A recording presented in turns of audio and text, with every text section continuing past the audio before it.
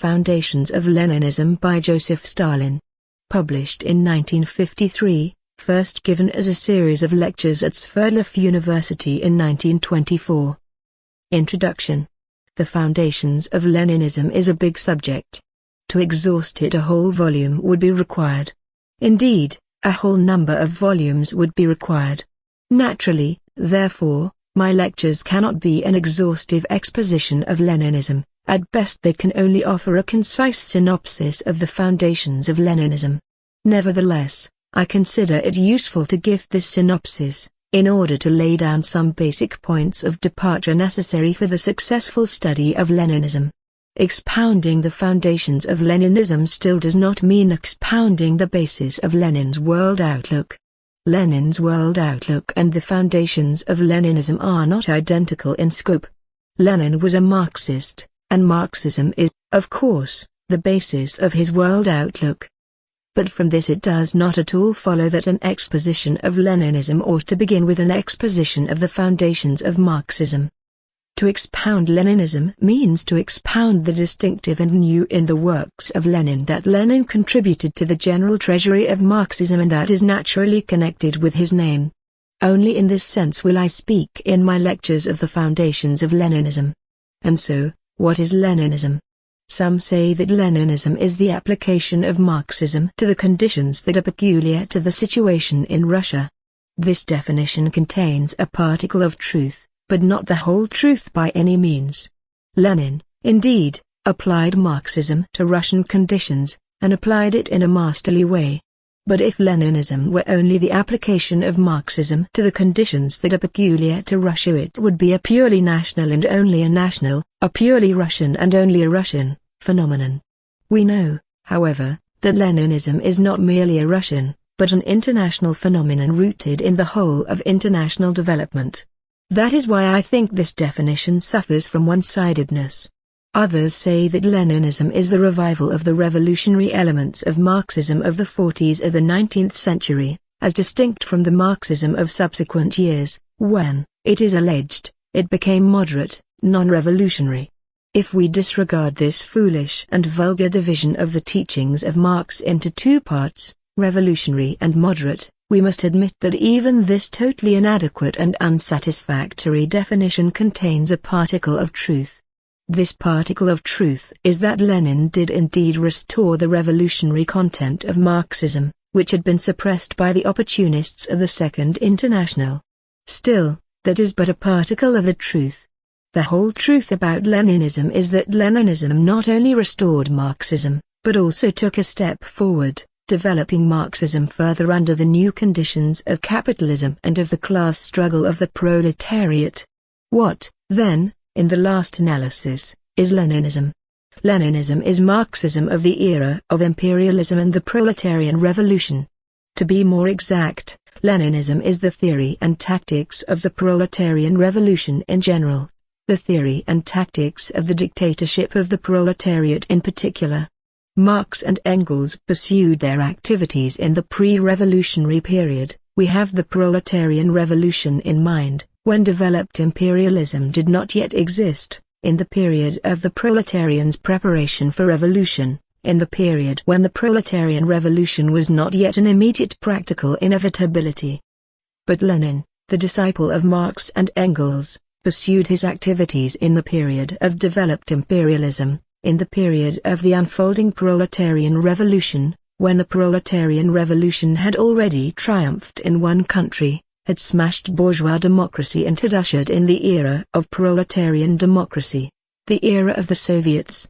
That is why Leninism is the further development of Marxism. It is usual to point to the exceptionally militant and exceptionally revolutionary character of Leninism. This is quite correct. But this specific feature of Leninism is due to two causes. Firstly, to the fact that Leninism emerged from the proletarian revolution, the imprint of which it cannot but bear. Secondly, to the fact that it grew and became strong in clashes with the opportunism of the Second International, the fight against which was and remains an essential preliminary condition for a successful fight against capitalism. It must not be forgotten that between Marx and Engels, on the one hand, and Lenin, on the other, There lies a whole period of undivided domination of the opportunism of the Second International, and the ruthless struggle against this opportunism could not but constitute one of the most important tasks of Leninism. Chapter 1. The Historical Roots of Leninism. Leninism grew up and took shape under the conditions of imperialism, when the contradictions of capitalism had reached an extreme point, when the proletarian revolution had become an immediate practical question, when the old period of preparation of the working class for revolution had arrived and passed into a new period, that of direct assault on capitalism. Lenin called imperialism moribund capitalism. Why? Because imperialism carries the contradictions of capitalism to their last bounds, to the extreme limit, beyond which revolution begins. Of these contradictions, there are three which must be regarded as the most important. The first contradiction is the contradiction between labor and capital. Imperialism is the omnipotence of the monopolist trusts and syndicates, of the banks and the financial oligarchy, in the industrial countries. In the fight against this omnipotence, the customary methods of the working class trade unions and cooperatives, parliamentary parties and the parliamentary struggle have proved to be totally inadequate.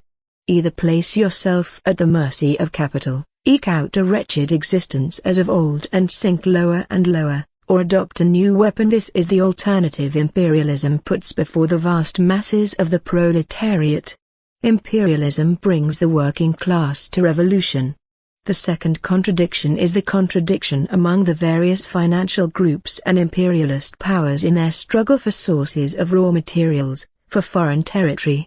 Imperialism is the export of capital to the sources of raw materials, the frenzied struggle for monopolist possession of these sources, the struggle for a redivision of the already divided world, a struggle waged with particular fury by new financial groups and powers seeking a place in the sun against the old groups and powers, which cling tenaciously to what they have seized. This frenzied struggle among the various groups of capitalists is notable in that it includes as an inevitable element imperialist wars, wars for the annexation of foreign territory.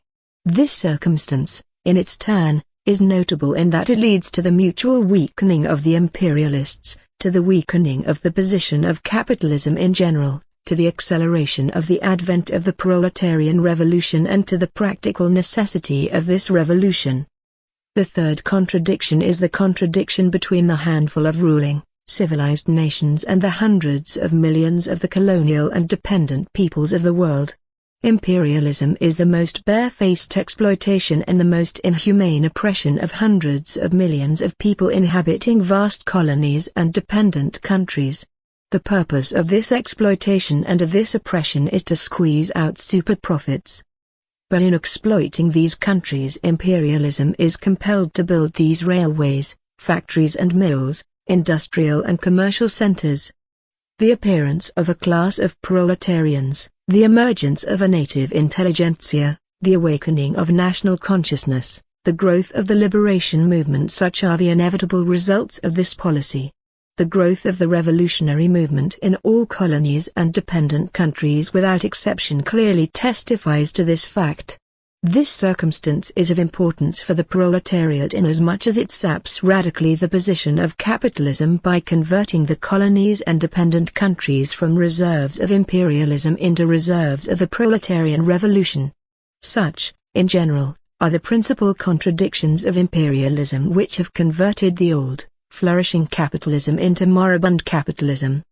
The significance of the imperialist war which broke out 10 years ago lies, among other things, in the fact that it gathered all these contradictions into a single knot and threw them onto the scales, thereby accelerating and facilitating the revolutionary battles of the proletariat. In other words, imperialism was instrumental not only in making the revolution a practical inevitability, but also in creating favorable conditions for a direct assault on the citadels of capitalism. Such was the international situation which gave birth to Leninism.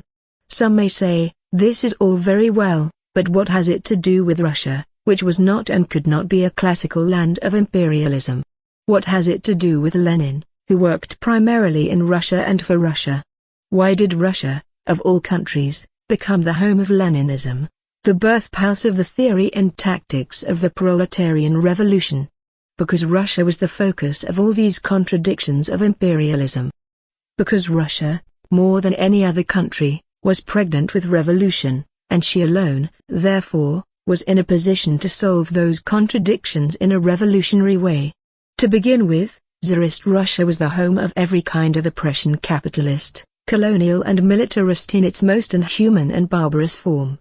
Who does not know that in Russia the omnipotence of capital was combined with the despotism of Tsarism, the aggressiveness of Russian nationalism with Tsarism's role of executioner in regard to the non-Russian peoples, the exploitation of entire regions, Turkey, Persia, China, with the seizure of these regions by Tsarism, with wars of conquest.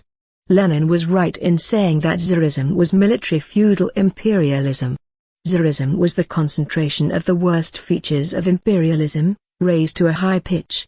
To proceed, Tsarist Russia was a major reserve of Western imperialism, not only in the sense that it gave free entry to foreign capital, which controlled such basic branches of Russia's national economy as the fuel and metallurgical industries, but also in the sense that it could supply the Western imperialists with millions of soldiers. Remember the Russia army, 14 million strong, which shed its blood on the imperialist fronts to safeguard the staggering profits of the British and French capitalists.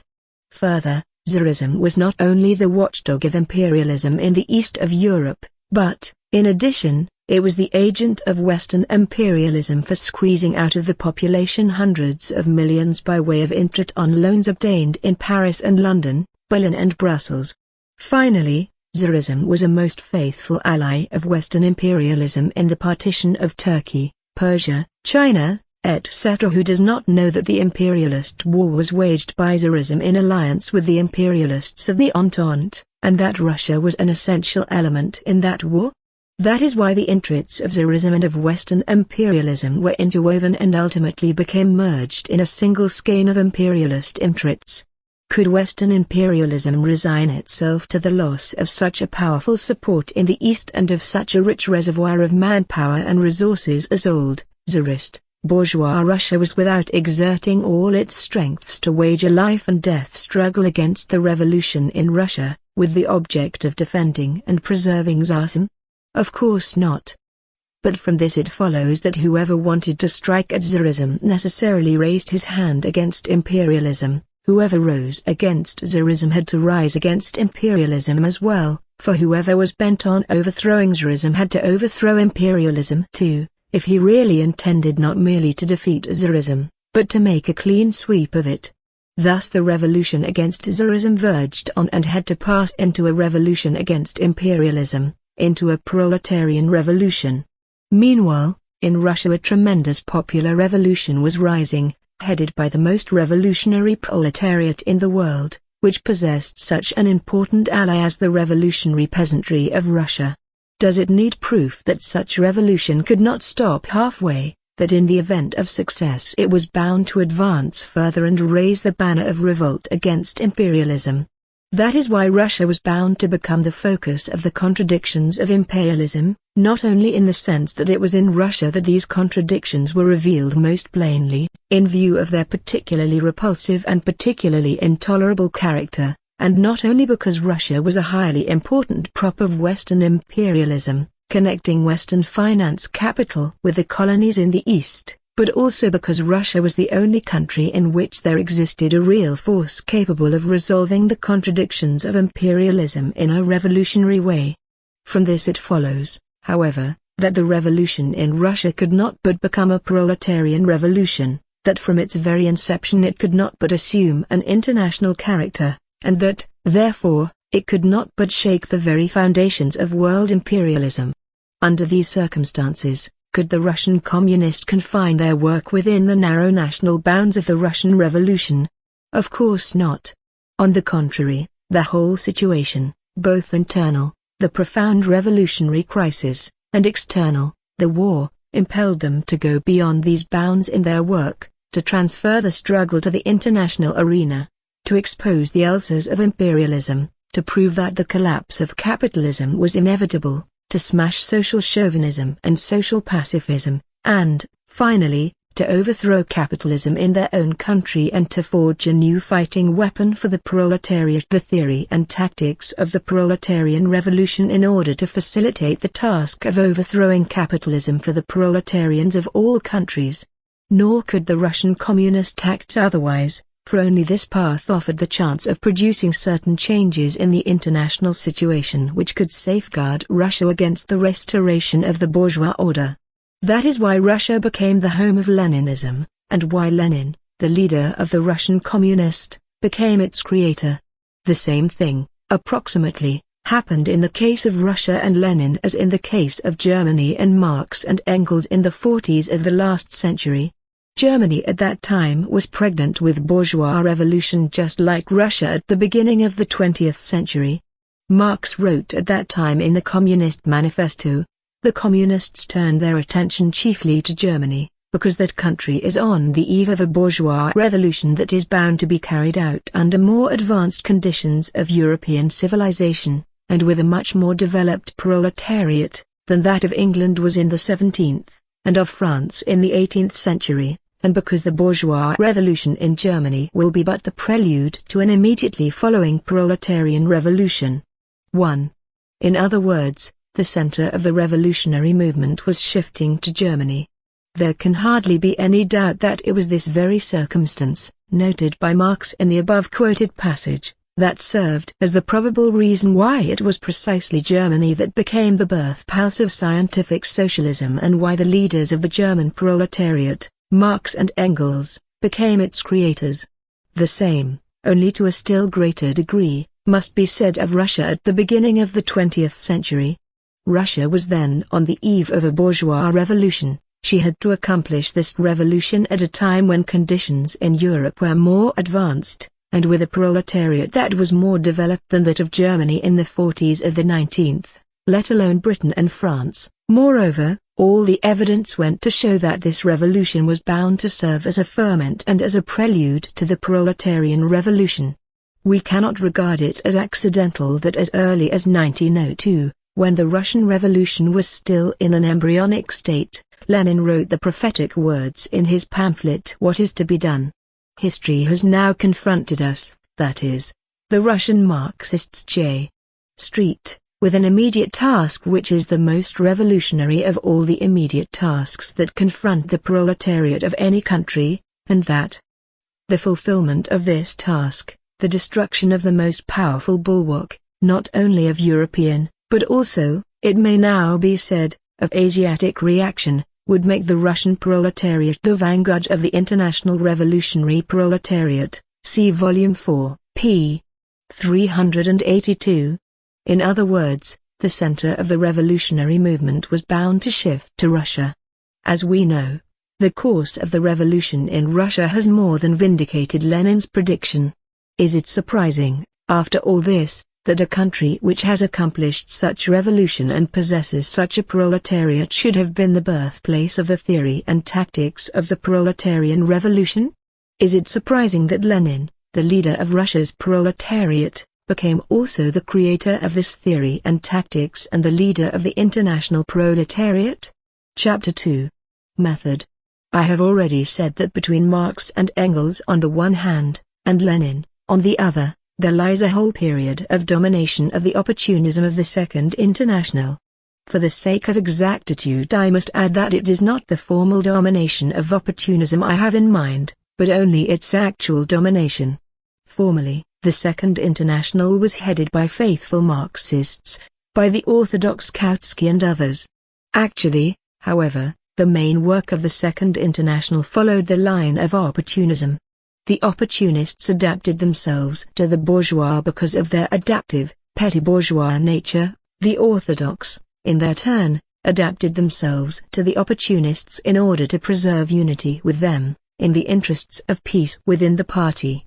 Thus the link between the policy of the bourgeois and the policy of the orthodox was closed, and, as a result, opportunism reigned supreme.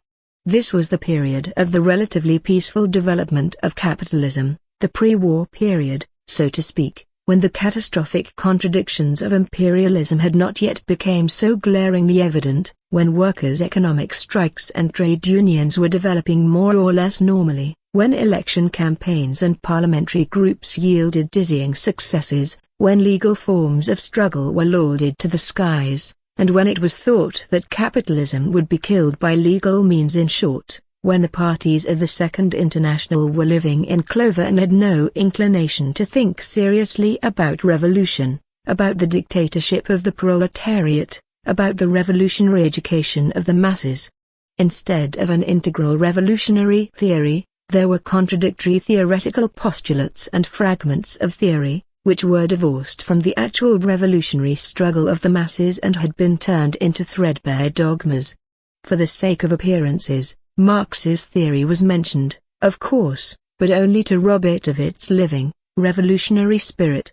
Instead of a revolutionary policy, there was flabby Philistinism and sordid political bargaining, parliamentary diplomacy and parliamentary scheming.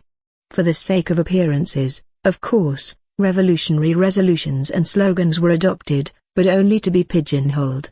Instead of the party being trained and taught correct revolutionary tactics on the basis of its own mistakes, there was a studied evasion of vexed questions, which were glossed over and veiled. For the sake of appearances, of course, there was no objection to talking about vexed questions, but only in order to wind up with some sort of elastic resolution. Such was the physiognomy of the Second International, its methods of work, its arsenal. Meanwhile, a new period of imperialist wars and of revolutionary battles of the proletariat was approaching. The old methods of fighting were proving obviously inadequate and impotent in the face of the omnipotence of finance capital. It became necessary to overhaul the entire activity of the Second International, its entire method of work, and to drive out all Philistinism, narrow-mindedness, political scheming, regency, social chauvinism and social pacifism. It became necessary to examine the entire arsenal of the Second International, to throw out all that was rusty and antiquated, to forge new weapons. Without this preliminary work it was useless embarking upon war against capitalism. Without this work the proletariat ran the risk of finding itself inadequately armed, or even completely unarmed, in the future revolutionary battles.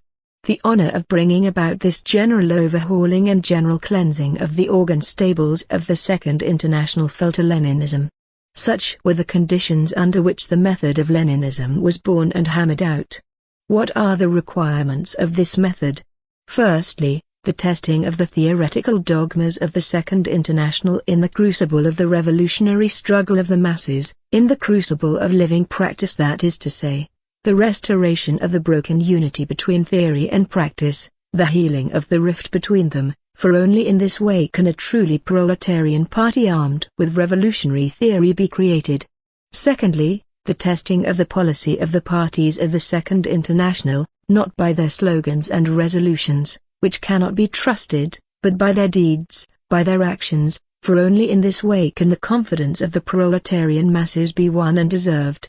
Thirdly, the reorganization of all party work on new revolutionary lines, with a view to training and preparing the masses for the revolutionary struggle, for only in this way can the masses be prepared for the proletarian revolution. Fourthly, self-criticism within the proletarian parties, their education and training on the basis of their own mistakes, for only in this way can genuine cadres and genuine leaders of the party be trained. Such is the basis and substance of the method of Leninism. How was this method applied in practice? The opportunists of the Second International have a number of theoretical dogmas to which they always revert as their starting point. Let us take a few of these. First dogma, concerning the conditions for the seizure of power by the proletariat. The opportunists assert that the proletariat cannot and ought not to take power unless it constitutes a majority in the country. No proofs are brought forward, for there are no proofs, either theoretical or practical, that can bear out this absurd thesis. Let us assume that this is so, Lenin replies to the gentlemen of the Second International, but suppose a historical situation has arisen, a war, an agrarian crisis, etc., in which the proletariat, constituting a minority of the population, has an opportunity to rally around itself the vast majority of the laboring masses. Why should it not take power then?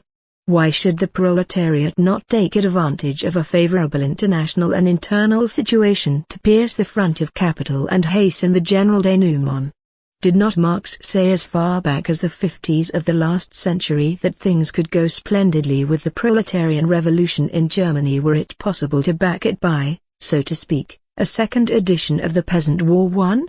Is it not a generally known fact that in those days the number of proletarians in Germany was relatively smaller than, for example, in Russia in 1917?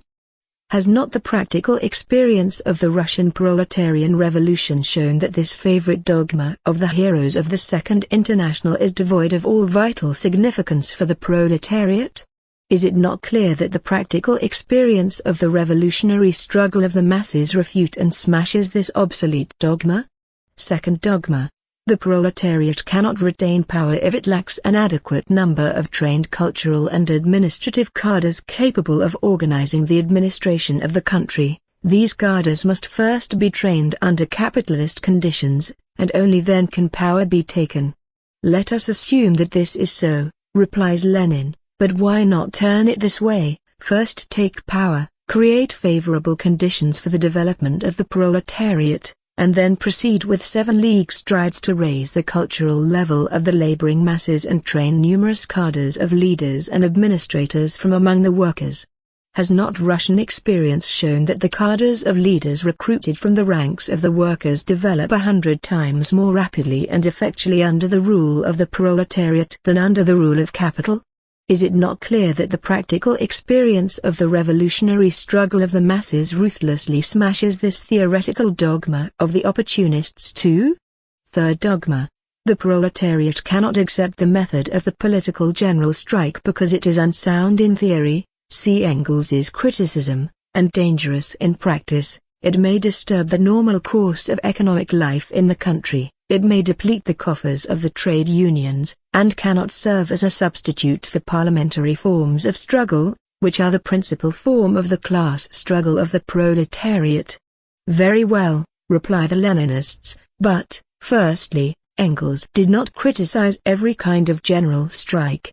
He only criticized a certain kind of general strike, namely, the economic general strike advocated by the anarchists in place of the political struggle of the proletariat. What has this to do with the method of the political general strike? Secondly, where and by whom has it ever been proved that the parliamentary form of struggle is the principal form of struggle of the proletariat?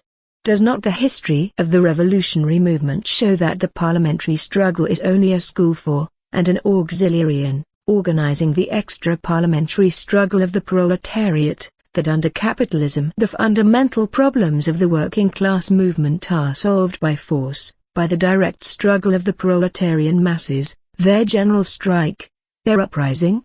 Thirdly, who suggested that the method of the political general strike be substituted for the parliamentary struggle?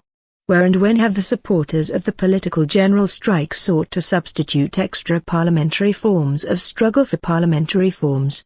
Fourthly, has not the revolution in Russia shown that the political general strike is a highly important school for the proletarian revolution and an indispensable means of mobilizing and organizing the vast masses of the proletariat on the eve of storming the citadels of capitalism? Why then the Philistine lamentations over the disturbance of the normal course of economic life and over the coffers of the trade unions? Is it not clear that the practical experience of the revolutionary struggle smashes this dogma of the opportunists too? And so on and so forth. This is why Lenin said that revolutionary theory is not a dogma, that it assumes final shape only in close connection with the practical activity of a truly mass and truly revolutionary movement, left-wing communism. 3. For theory must serve practice, for theory must answer the questions raised by practice, what the friends of the people are for it must be tested by practical results. As to the political slogans and the political resolutions of the parties of the Second International, it is sufficient to recall the history of the slogan "War Against War" to realize how utterly false and utterly rotten are the political practices of these parties, which use pompous revolutionary slogans and resolutions to cloak their anti-revolutionary deeds. We all remember the pompous demonstrations of the Second International at the Basel Congress, 5, at which it threatened the imperialist with all the horrors of insurrection if they should dare to start a war, and with the menacing slogan "War against war." But who does not remember that some time after, on the very eve of the war, the Basel Resolution was pigeonholed and the workers were given a new slogan to exterminate each other for the glory of their capitalist fatherlands? Is it not clear that revolutionary slogans and resolutions are not worth a farthing unless backed by deeds? One need only contrast the Leninist policy of transforming the imperialist war into civil war with the treacherous policy of the Second International during the war to understand the utter baseness of the opportunist politicians and the full grandeur of the method of Leninism. I cannot refrain from quoting at this point a passage from Lenin's book The Proletarian Revolution and the Renegade Kautsky, in which Lenin severely castigates an opportunist attempt by the leader of the Second International, K. Kautsky, to judge parties not by their deeds, but by their paper slogans and documents. Kautsky is pursuing a typically petty bourgeois, Philistine policy by pretending that putting forward a slogan alters the position. The entire history of bourgeois democracy refutes this illusion. The bourgeois democrats have always advanced and still advance all sorts of slogans in order to deceive the people. The point is to test their sincerity, to compare their words with their deeds, not to be satisfied with idealistic or charlatan phrases, but to get down to class reality. See Volume 23, p. 377. There is no need to mention the fear the parties of the Second International have of self-criticism, their habit of concealing their mistakes, of glossing over vexed questions, of covering up their shortcomings by a deceptive show of well-being which blunts living thought and prevents the party from deriving revolutionary training from its own mistakes, a habit which was ridiculed and pilloried by Lenin. Here is what Lenin wrote about self-criticism in proletarian parties in his pamphlet Left-Wing Communism. The attitude of a political party towards its own mistakes is one of the most important and surest ways of judging how earnest the party is and how it in practice fulfills its obligation towards its class and the toiling masses. Frankly admitting a mistake, ascertaining the reasons for it, analyzing the circumstances which gave rise to it, and thoroughly discussing the means of correcting it, that is the earmark of a serious party, that is the way it should perform its duties. That is the way it should educate and train the class, and then the masses. See Volume 25, p. 200. Some say that the exposure of its own mistakes and self-criticism are dangerous for the party because they may be used by the enemy against the party of the proletariat. Lenin regarded such objections as trivial and entirely wrong. Here is what he wrote on this subject as far back as 1904, in his pamphlet One Step Forward. When our party was still weak and small, they, that is, the opponents of the Marxists J. Street, gloat and grimace over our controversies, and, of course, they will try to pick isolated passages from my pamphlet, which deals with the defects and shortcomings of our party, and to use them for their own ends. The Russian Social Democrats are already steeled enough in battle not to be perturbed by these pinpricks and to continue, in spite of them, their work of self-criticism and ruthless exposure of their own shortcomings, which will unquestionably and inevitably be overcome as the working class movement grows. See Volume V, p. 161. Such, in general, are the characteristics features of the method of Leninism. What is contained in Lenin's method was in the main already contained in the teachings of Marx, which, according to Marx himself, were in essence critical and revolutionary. 6. It is precisely this critical and revolutionary spirit that pervades Lenin's method from beginning to end. But it would be wrong to suppose that Lenin's method is merely the restoration of the method of Marx. As a matter of fact, Lenin's method is not only the restoration of, but also the concretization and further development of the critical and revolutionary method of Marx, of his materialist dialectics. Chapter 3. Theory. From this theme I take three questions: a. The importance of theory for the proletarian movement, b. Criticism of the theory of spontaneity. C. The theory of the proletarian revolution. 1. The importance of theory. Some think that Leninism is the precedence of practice over theory in the sense that its main point is the translation of the Marxist theses into deeds, their execution. As for theory, it is alleged that Leninism is rather unconcerned about it. We know that Plekhanov time and again chaffed Lenin about his unconcern for theory, and particularly for philosophy. We also know that theory is not held in great favor by many present-day Leninist practical workers, particularly in view of the immense amount of practical work imposed upon them by the situation. I must declare that this more than odd opinion about Lenin and Leninism is quite wrong and bears no relation whatever to the truth, that the attempt of practical workers to brush theory aside runs counter to the whole spirit of Leninism and is fraught with serious dangers to the work. Theory is the experience of the working class movement in all countries taken in its general aspect. Of course, theory becomes purposeless if it is not connected with revolutionary practice, just as practice gropes in the dark if its path is not illumined by revolutionary theory. But theory can become a tremendous force in the working class movement if it is built up in indissoluble connection with revolutionary practice, for theory, and theory alone, can give the movement confidence, the power of orientation, and an understanding of the inner relation of surrounding events, for it, and it alone, can help practice to realize not only how and in which direction classes are moving at the present time, but also how and in which direction they will move in the near future. None other than Lenin uttered and repeated scores of times the well-known thesis that, without a revolutionary theory there can be no revolutionary movement. 1. See Volume 4, p. 380. Lenin, better than anyone else, understood the great importance of theory, particularly for a party such as ours, in view of the vanguard fighter of the international proletariat which has fallen to its lot, and in view of the complicated internal and international situation in which it finds itself. Foreseeing this special role of our party as far back as 1902, he thought it necessary even then to point out that the role of vanguard fighter can be fulfilled only by a party that is guided by the most advanced theory. See Volume 4, p. 380. It scarcely needs proof that now, when Lenin's prediction about the role of our party has come true, this thesis of Lenin's acquires special force and special importance. Perhaps the most striking expression of the great importance which Lenin attached to theory is the fact that none other than Lenin undertook the very serious task of generalizing, on the basis of materialist philosophy, the most important achievements of science from the time of Engels down to his time, as well as of subjecting to comprehensive criticism the anti-materialistic trends among Marxists.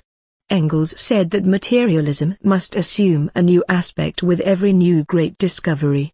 It is well known that none other than Lenin accomplished this task for his own time in his remarkable work Materialism and Empirio-Criticism. 3. It is well known that Plekhanov, who loved to chaff Lenin about his unconcern for philosophy, did not even dare to make a serious attempt to undertake such a task. 2. Criticism of the theory of spontaneity, or the role of the vanguard in the movement. The theory of spontaneity is a theory of opportunism, a theory of worshipping the spontaneity of the labor movement, a theory which actually repudiates the leading role of the vanguard of the working class, of the party of the working class. The theory of worshipping spontaneity is decidedly opposed to the revolutionary character of the working class movement. It is opposed to the movement taking the line of struggle against the foundations of capitalism. It is in favor of the movement proceeding exclusively along the line of realizable demands, of demands acceptable to capitalism. It is wholly in favor of the line of least resistance. The theory of spontaneity is the ideology of trade unionism. The theory of worshipping spontaneity is decidedly opposed to giving the spontaneous movement a politically conscious, planned character. It is opposed to the party marching at the head of the working class, to the party raising the masses to the level of political consciousness, to the party leading the movement. It is in favor of the politically conscious elements of the movement not hindering the movement from taking its own course. It is in favor of the party only heeding the spontaneous movement and dragging at the tail of it. The theory of spontaneity is the theory of belittling the role of the conscious element in the movement, the ideology of Kvostism, the logical basis of all opportunism. In practice, this theory, which appeared on the scene even before the first revolution in Russia, led its adherents, the so-called economists, to deny the need for an independent workers' party in Russia, to oppose the revolutionary struggle of the working class for the overthrow of Tsarism, to preach a purely trade unionist policy in the movement, and, in general, to surrender the labor movement to the hegemony of the liberal bourgeoisie. The fight of the old Iskra and the brilliant criticism of the theory of Kvostism in Lenin's pamphlet What is to be Done? Not only smashed so-called economism, but also created the theoretical foundations for a truly revolutionary movement of the Russian working class. Without this fight it would have been quite useless even to think of creating an independent workers' party in Russia and of its playing a leading part in the revolution. But the theory of worshipping spontaneity is not an exclusively Russian phenomenon. It is extremely widespread in a somewhat different form. It is true in all parties of the Second International, without exception. I have in mind the so-called productive forces theory as debased by the leaders of the Second International, which justifies everything and conciliates everybody, which records facts and explains them after everyone has become sick and tired of them, and, having recorded them, rests content. Marx said that the materialist theory could not confine itself to explaining the world, that it must also change it. For but Kautsky and company are not concerned with this, they prefer to rest content with the first part of Marx's formula. Here is one of the numerous examples of the application of this theory. It is said that before the imperialists' war the parties of the Second International threatened to declare war against war if the imperialists should start a war. It is said that on the very eve of the war these parties pigeonholed the war against war slogan and applied an opposite one, viz., war for the imperialist fatherland. It is said that as a result of this change of slogans millions of workers were sent to their death. But it would be a mistake to think that there were some people to blame for this, that someone was unfaithful to the working class or betrayed it. Not at all. Everything happened as it should have happened. Firstly, because the International, it seems, is an instrument of peace, and not of war. Secondly, because, in view of the level of the productive forces which then prevailed, nothing else could be done. The productive forces are to blame. That is the precise explanation vouchsafed to us by Mr. Kautsky's theory of the productive forces. And whoever does not believe in that theory is not a Marxist. The role of the parties? Their importance for the movement?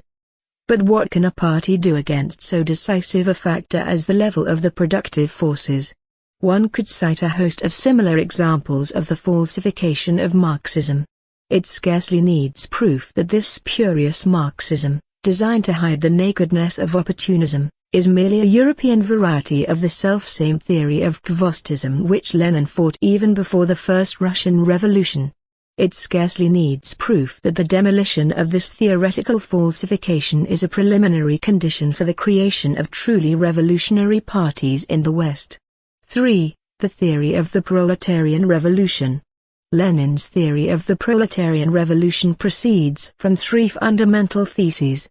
First thesis: the domination of finance capital in the advanced capitalist countries, the issue of stocks and bonds as one of the principal operations of finance capital, the export of capital to the sources of raw materials, which is one of the foundations of imperialism, the omnipotence of a financial oligarchy, which is the result of a domination of finance capital. All this reveals the grossly parasitic character of monopolistic capitalism, makes the yoke of the capitalist trusts and syndicates 100 times more burdensome, intensifies the indignation of the working class with the foundations of capitalism, and brings the masses to the proletarian revolution as their only salvation. See Lenin, Imperialism. 5.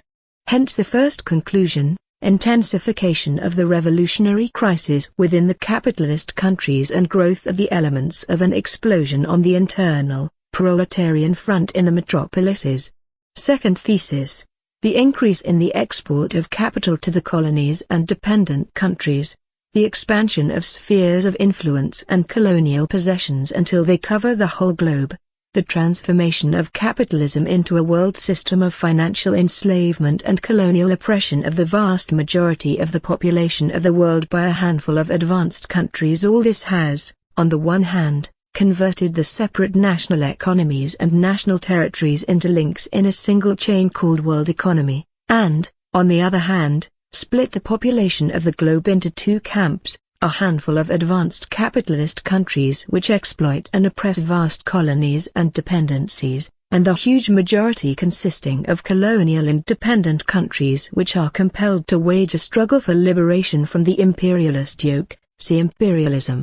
Hence the second conclusion, intensification of the revolutionary crisis in the colonial countries and growth of the elements of revolt against imperialism on the external, colonial front.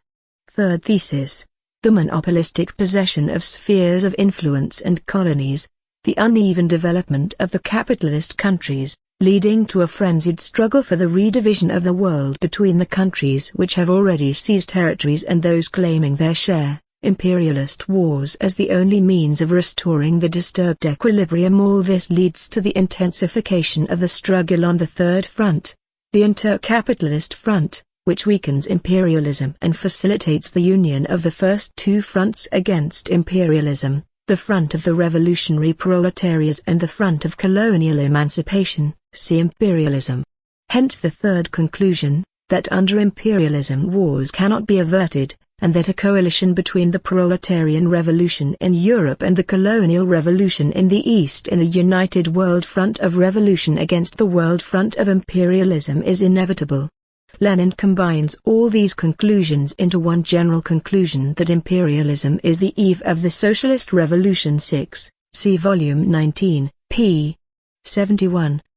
The very approach to the question of the proletarian revolution, of the character of the revolution, of its scope, of its depth, the scheme of the revolution in general, changes accordingly.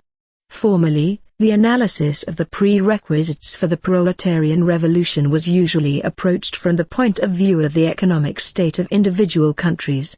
Now, this approach is no longer adequate. Now the matter must be approached from the point of view of the economic state of all or the majority of countries, from the point of view of the state of world economy. For individual countries and individual national economies have ceased to be self-sufficient units, have become links in a single chain called world economy, for the old cultured capitalism has evolved into imperialism, and imperialism is a world system of financial enslavement and colonial oppression of the vast majority of the population of the world by a handful of advanced countries. Formerly it was the accepted thing to speak of the existence or absence of objective conditions for the proletarian revolution in individual countries, or, to be more precise, in one or another developed country. Now this point of view is no longer adequate. Now we must speak of the existence of objective conditions for the revolution in the entire system of world imperialist economy as an integral whole. The existence within this system of some countries that are not sufficiently developed industrially cannot serve as an insuperable obstacle to the revolution, if the system as a whole, or, more correctly, because the system as a whole is already ripe for revolution. Formerly, it was the accepted thing to speak of the proletarian revolution in one or another developed country as of a separate and self-sufficient entity opposing a separate national front of capital as its antipode. Now, this point of view is no longer adequate. Now we must speak of the world proletarian revolution, for the separate national fronts of capital have become links in a single chain called the world front of imperialism, which must be opposed by a common front of the revolutionary movement in all countries. Formerly the proletarian revolution was regarded exclusively as the result of the internal development of a given country. Now, this point of view is no longer adequate.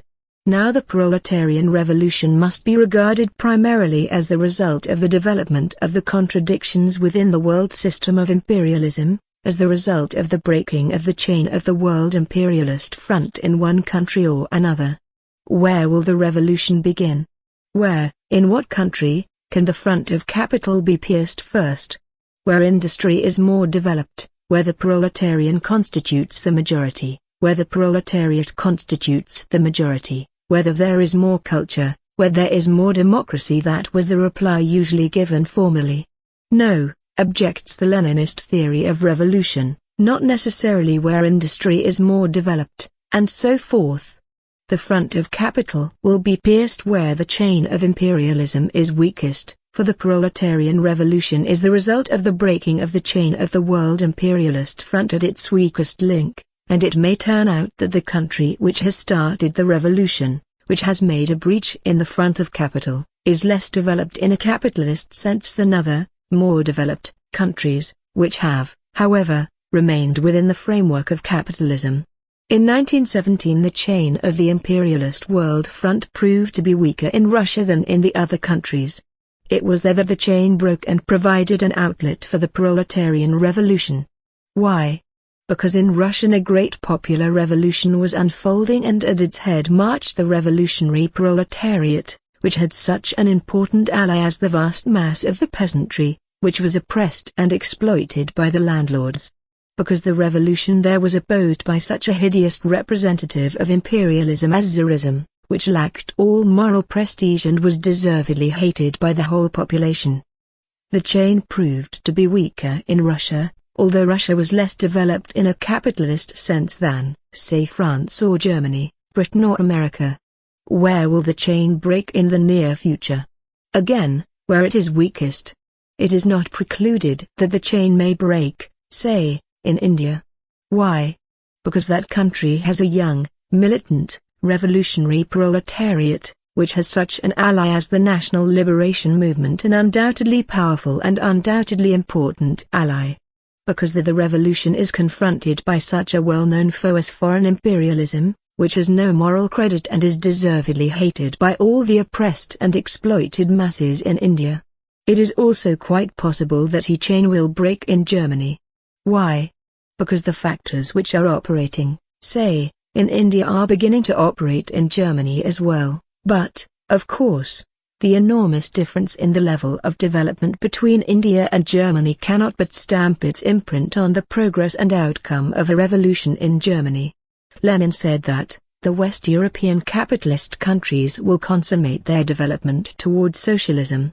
Not by the even maturing of socialism in them, but by the exploitation of some countries by others, by the exploitation of the first of the countries to be vanquished in the imperialist war combined with the exploitation of the whole of the East.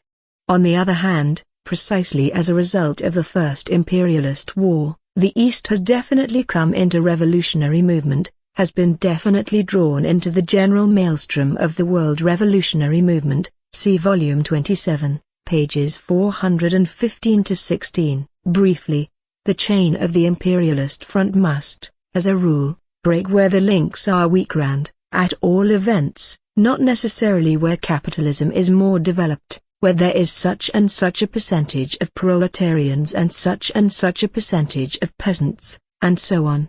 That is why in deciding the question of proletarian revolution, statistical estimates of the percentage of the proletarian population in a given country lose the exceptional importance so eagerly attached to them by the doctrinaires of the Second International, who have not understood imperialism and who fear revolution like the plague.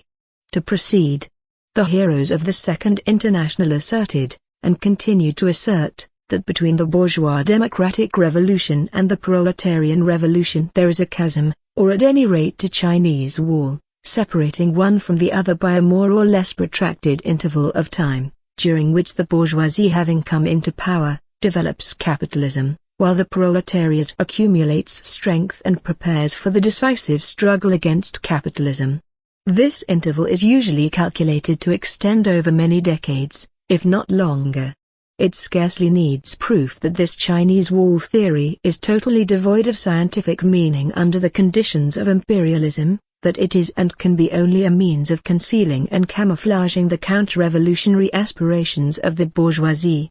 It scarcely needs proof that under the conditions of imperialism, fraught as it is with collisions and wars, under the conditions of the eve of the socialist revolution, when flourishing capitalism becomes moribund capitalism, Lenin, and the revolutionary movement is growing in all countries of the world, when imperialism is allying itself with all reactionary forces without exception, down to and including Tsarism and serfdom, thus making imperative the coalition of all revolutionary forces, from the proletarian movement of the West to the national liberation movement of the East. When the overthrow of the survivals of the regime of feudal serfdom becomes impossible without a revolutionary struggle against imperialism, it scarcely needs proof that the bourgeois democratic revolution, in a more or less developed country, must under such circumstances verge upon the proletarian revolution, that the former must pass into the latter.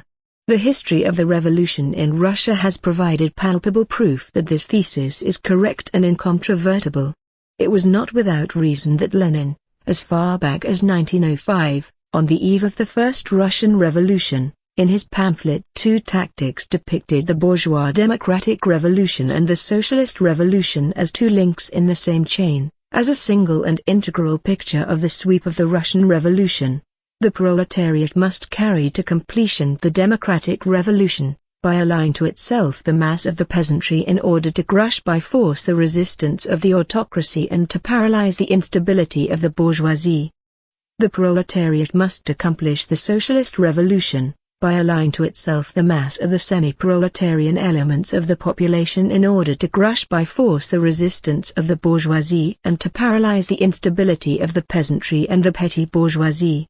Such are the tasks of the proletariat, which the newscrists present so narrowly in all their arguments and resolutions about the sweep of the revolution. See Lenin, Volume 8, p. 96. There is no need to mention other, later works of Lenin's, in which the idea of the bourgeoisie revolution passing into the proletarian revolution stands out in greater relief than in Two Tactics as one of the cornerstones of the Leninist theory of revolution. Some comrades believe, it seems, that Lenin arrived at this idea only in 1916, that up to that time he had thought that the revolution in Russia would remain within the bourgeois framework, that power, consequently, would pass from the hands of the organ of the dictatorship of the proletariat and peasantry into the hands of the bourgeoisie and not of the proletariat. It is said that this assertion is even penetrated into our communist press. I must say that this assertion is absolutely wrong, that it is totally at variance with the facts. I might refer to Lenin's well-known speech at the Third Congress of the Party, 1905, in which he defined the dictatorship of the proletariat and peasantry, that is, the victory of the democratic revolution, not as the organization of order but as the organization of war. See Volume 7, p. 264. Further, I might refer to Lenin's well-known articles on a provisional government, 1905, 7 where, outlining the prospects of the unfolding Russian Revolution, he assigns to the party the task of ensuring that the Russian Revolution is not a movement of a few months, but a movement of many years, that it leads, not merely to slight concessions on the part of the powers that be, but to the complete overthrow of those powers, where, enlarging further on these prospects and linking them with the revolution in Europe, he goes on to say, and if we succeed in doing that, then the revolutionary conflagration will spread all over Europe. The European worker, languishing under bourgeois reaction, will rise in his turn and will show us how it is done. Then the revolutionary wave in Europe will sweep back again into Russia and will convert an epoch of a few revolutionary years into an epoch of several revolutionary decades. Ibid, p. 191. I might further refer to a well-known article by Lenin published in November 1915, in which he writes, "The proletariat is fighting, and will fight valiantly, to capture power, for a republic, for the confiscation of the land, for the participation of the non-proletarian masses of the people in liberating bourgeois Russia from military feudal imperialism, equals Tsarism. And the proletariat will immediately take advantage of this liberation of bourgeois Russia from Tsarism, from the agrarian power of the landlords, not to aid the rich peasants in their struggle against the rural worker, but to bring about the socialist revolution in alliance with the proletarians of Europe." See Volume 18, p. 318. Finally, I might refer to the well-known passage in Lenin's pamphlet The Proletarian Revolution and the Renegade Kautsky, where, referring to the above-quoted passage in Two Tactics on the Sweep of the Russian Revolution, he arrives at the following conclusion: things turned out just as we said they would. The course taken by the revolution confirmed the correctness of our reasoning. First, with the whole of the peasantry against the monarchy, against the landlords, against the medieval regime, and to that extent the revolution remains bourgeois democratic, then, with the poor peasants, with the semi-proletarians, with all the exploited, against capitalism, including the rural rich, the kulaks, the profiteers, and to that extent the revolution becomes a socialist one. To attempt to raise an artificial Chinese wall between the first and second, to separate them by anything else than the degree of preparedness of the proletariat and the degree of its unity with the poor peasants, means monstrously to distort Marxism, to vulgarize it, to replace it by liberalism. See Volume 23, p. 391. That is sufficient, I think. Very well, we may be told. But if that is the case, why did Lenin combat the idea of permanent, uninterrupted, revolution? Because Lenin proposed that the revolutionary capacities of the peasantry be exhausted and that the fullest use be made of their revolutionary energy for the complete liquidation of Tsarism and for the transition to the proletarian revolution, whereas the adherents of permanent revolution did not understand the important role of the peasantry in the Russian Revolution, underestimated the strength of the revolutionary energy of the peasantry, underestimated the strength and ability of the Russian proletariat to lead the peasantry and thereby hampered the work of emancipating the peasantry from the influence of the bourgeois, the work of rallying the peasantry around the proletariat. Because Lenin proposed that the revolution be crowned with the transfer of power to the proletariat, whereas the adherents of permanent revolution wanted to begin at once with the establishment of the power of the proletariat, failing to realize that in so doing they were closing their eyes to such a minor detail as the survivals of serfdom and were leaving out of account so important a force as the Russian peasantry, failing to understand that such a policy could only retard the winning of the peasantry over to the side of the proletariat. Consequently, Lenin fought the adherents of permanent revolution, not over the question of uninterruptedness, for Lenin himself maintained the point of view of uninterrupted revolution, but because they underestimated the role of the peasantry, which is an enormous reserve of the proletariat, because they failed to understand the idea of the hegemony of the proletariat. The idea of permanent revolution should not be regarded as a new idea. It was first advanced by Marx at the end of the 40s in his well-known address to the Communist League, 1850. It is from this document that our permanentists took the idea of uninterrupted revolution. It should be noted that in taking it from Marx our permanentists altered it somewhat, and in altering it spoilt it and made it unfit for practical use. The experienced hand of Lenin was needed to rectify this mistake, to take Marx's idea of uninterrupted revolution in its pure form and make it a cornerstone of his theory of revolution. Here is what Marx says in his address about uninterrupted, permanent, revolution, after enumerating a number of revolutionary democratic demands which he calls upon the communists to win, while the democratic petty bourgeois wish to bring the revolution to a conclusion as quickly as possible, and with the achievement, at most, of the above demands. It is our interest and our task to make the revolution permanent, until all more or less possessing classes have been forced out of their position of dominance, until the proletariat has conquered state power, and the association of proletarians, not only in one country but in all the dominant countries of the world, has advanced so far that competition among the proletarians of these countries has ceased and that at least the decisive productive forces are concentrated in the hands of the proletarians. 9. In other words, Marx did not at all propose to begin the revolution in the Germany of the 50s with the immediate establishment of proletarian power contrary to the plans of our Russian permanentists. Marx proposed only that the revolution be crowned with the establishment of proletarian state power, by hurling, step by step, one section of the bourgeoisie after another from the heights of power, in order, after the attainment of power by the proletariat, to to kindle the fire of revolution in every country, and everything that Lenin taught and carried out in the course of our revolution in pursuit of his theory of the proletarian revolution under the conditions of imperialism was fully in line with that proposition.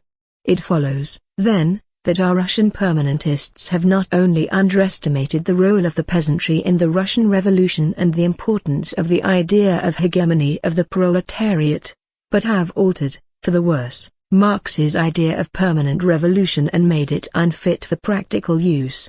That is why Lenin ridiculed the theory of our permanentists, calling it original and fine, and accusing them of refusing to think why, for 10 whole years, life has passed by this fine theory.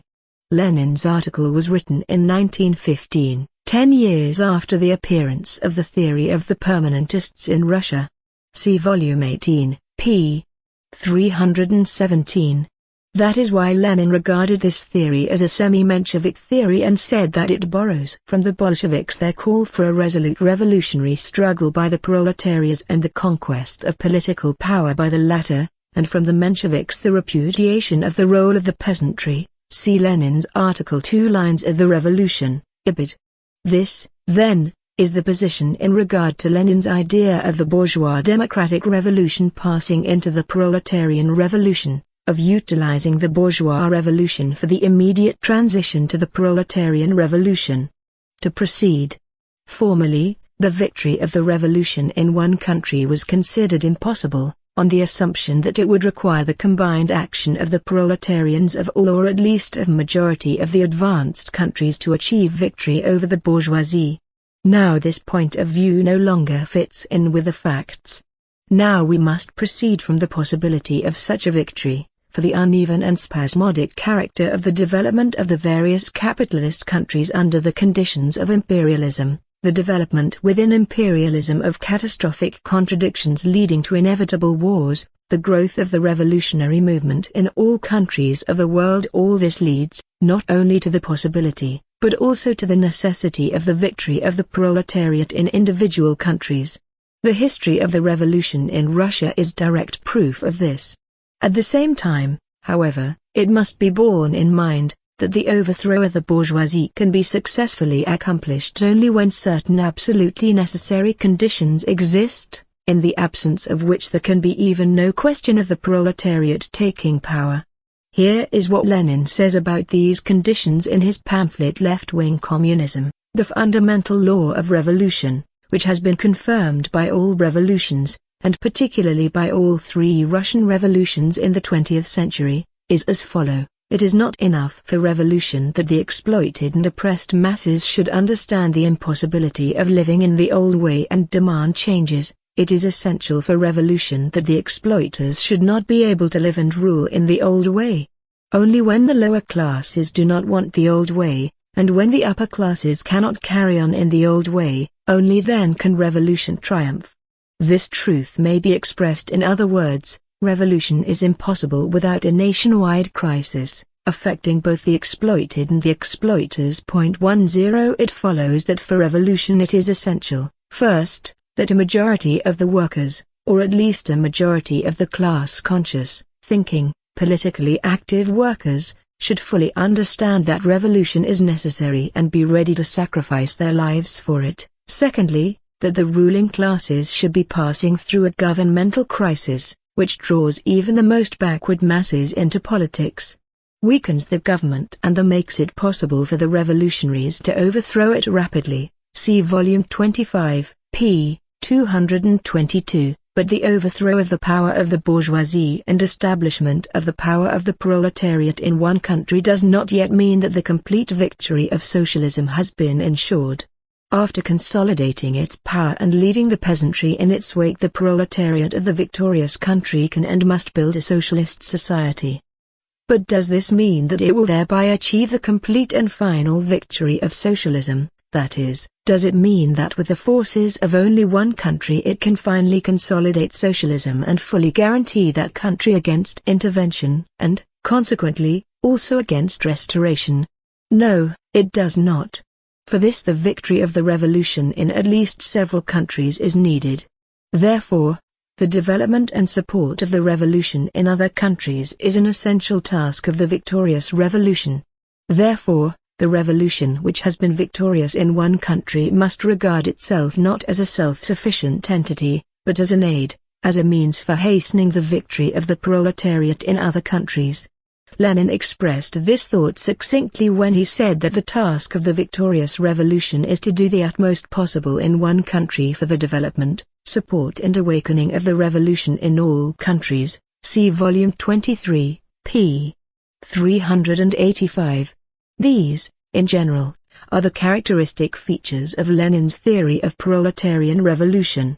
Chapter 4. The dictatorship of the proletariat. From this theme I take three fundamental questions. A. The dictatorship of the proletariat as the instrument of the proletarian revolution. B. The dictatorship of the proletariat as the rule of the proletariat over the bourgeoisie. C. Soviet power as the state form of the dictatorship of the proletariat. 1. The dictatorship of the proletariat as the instrument of the proletarian revolution. The question of the proletarian dictatorship is above all a question of the main content of the proletarian revolution. The proletarian revolution, its movement, its sweep and its achievements acquire flesh and blood only through the dictatorship of the proletariat. The dictatorship of the proletariat is the instrument of the proletarian revolution, its organ, its most important mainstay, brought into being for the purpose of, firstly, crushing the resistance of the overthrown exploiters and consolidating the achievements of the proletarian revolution, and secondly, carrying the revolution to the complete victory of socialism. The revolution can defeat the bourgeoisie, can overthrow its power, even without the dictatorship of the proletariat. But the revolution will be unable to crush the resistance of the bourgeoisie, to maintain its victory and to push forward to the final victory of socialism unless, at a certain stage in its development, it creates a special organ in the form of the dictatorship of the proletariat as its principal mainstay. The fundamental question of every revolution is the question of power. Lenin. Does this mean that all that is required is to assume power, to seize it? No, it does not. The seizure of power is only the beginning.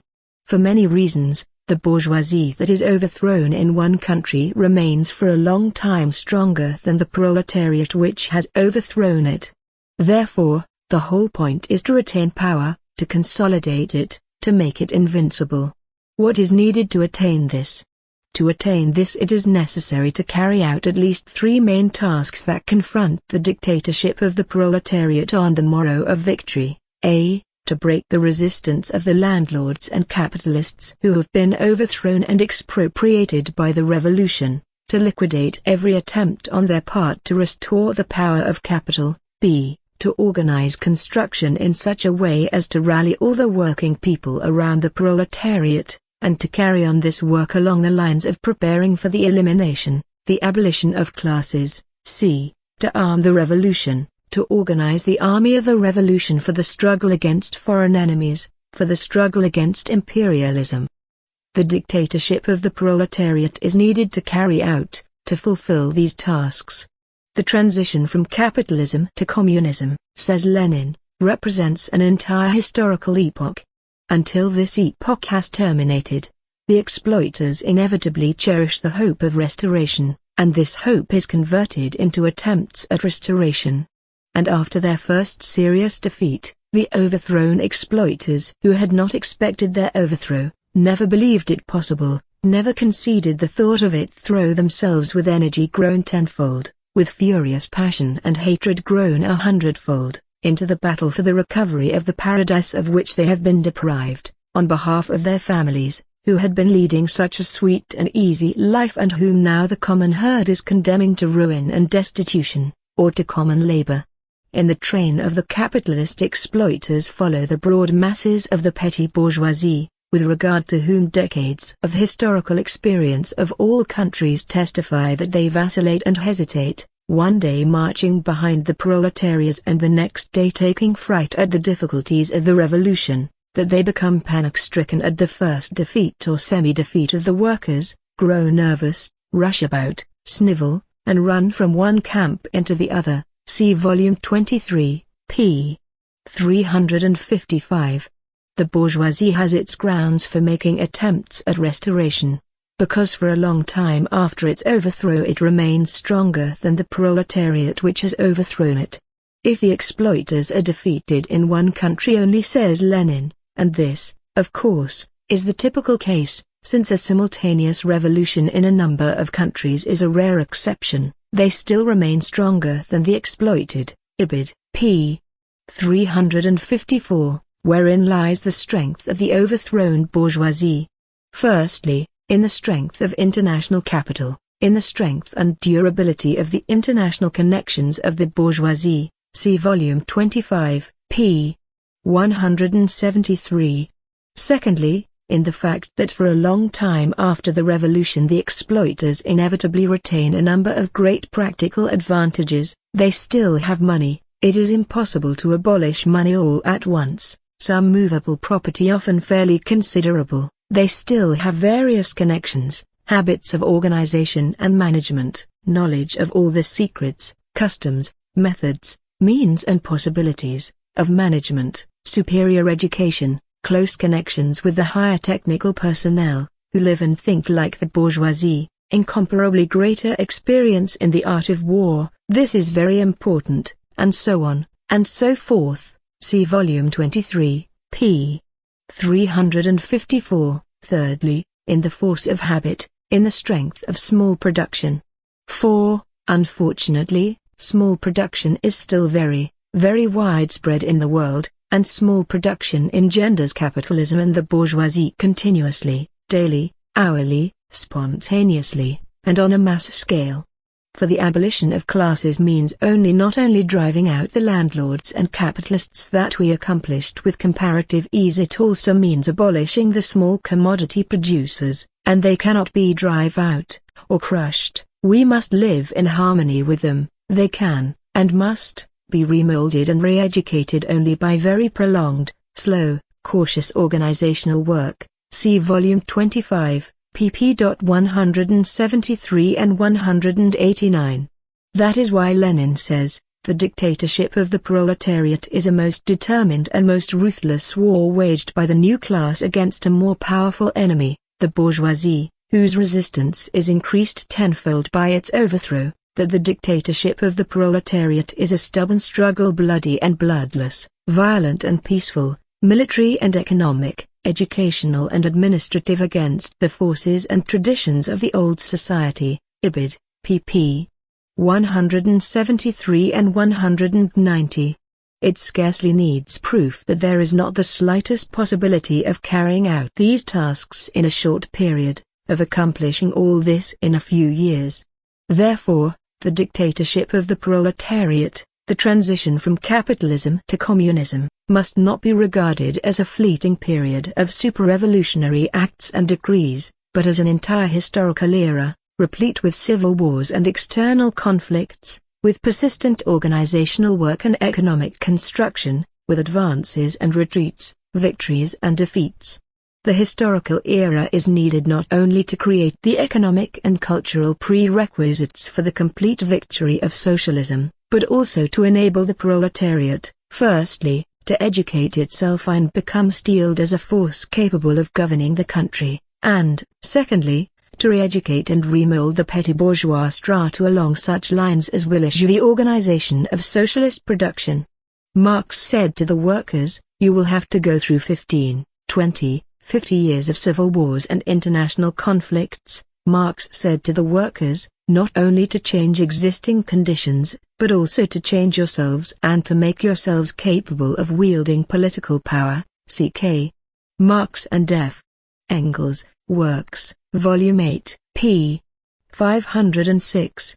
Continuing and developing Marx's idea still further, Lenin wrote that, it will be necessary under the dictatorship of the proletariat to re-educate millions of peasants and small proprietors, hundreds of thousands of office employees, officials and bourgeois intellectuals, to subordinate them all to the proletarian state and to proletarian leadership, to overcome their bourgeois habits and traditions, just as we must in a protracted struggle waged on the basis of the dictatorship of the proletariat re-educate the proletarians themselves. who do not abandon their petty bourgeois prejudices at one stroke, by a miracle, at the bidding of the Virgin Mary, at the bidding of a slogan, resolution or decree, but only in the course of a long and difficult mass struggle against the mass petty bourgeois influences. See Volume 25, pp.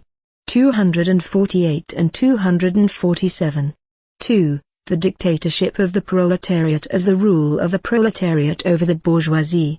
From the foregoing it is evident that the dictatorship of the proletariat is not a mere change of personalities in the government, a change of the cabinet, etc., leaving the old economic and political order intact.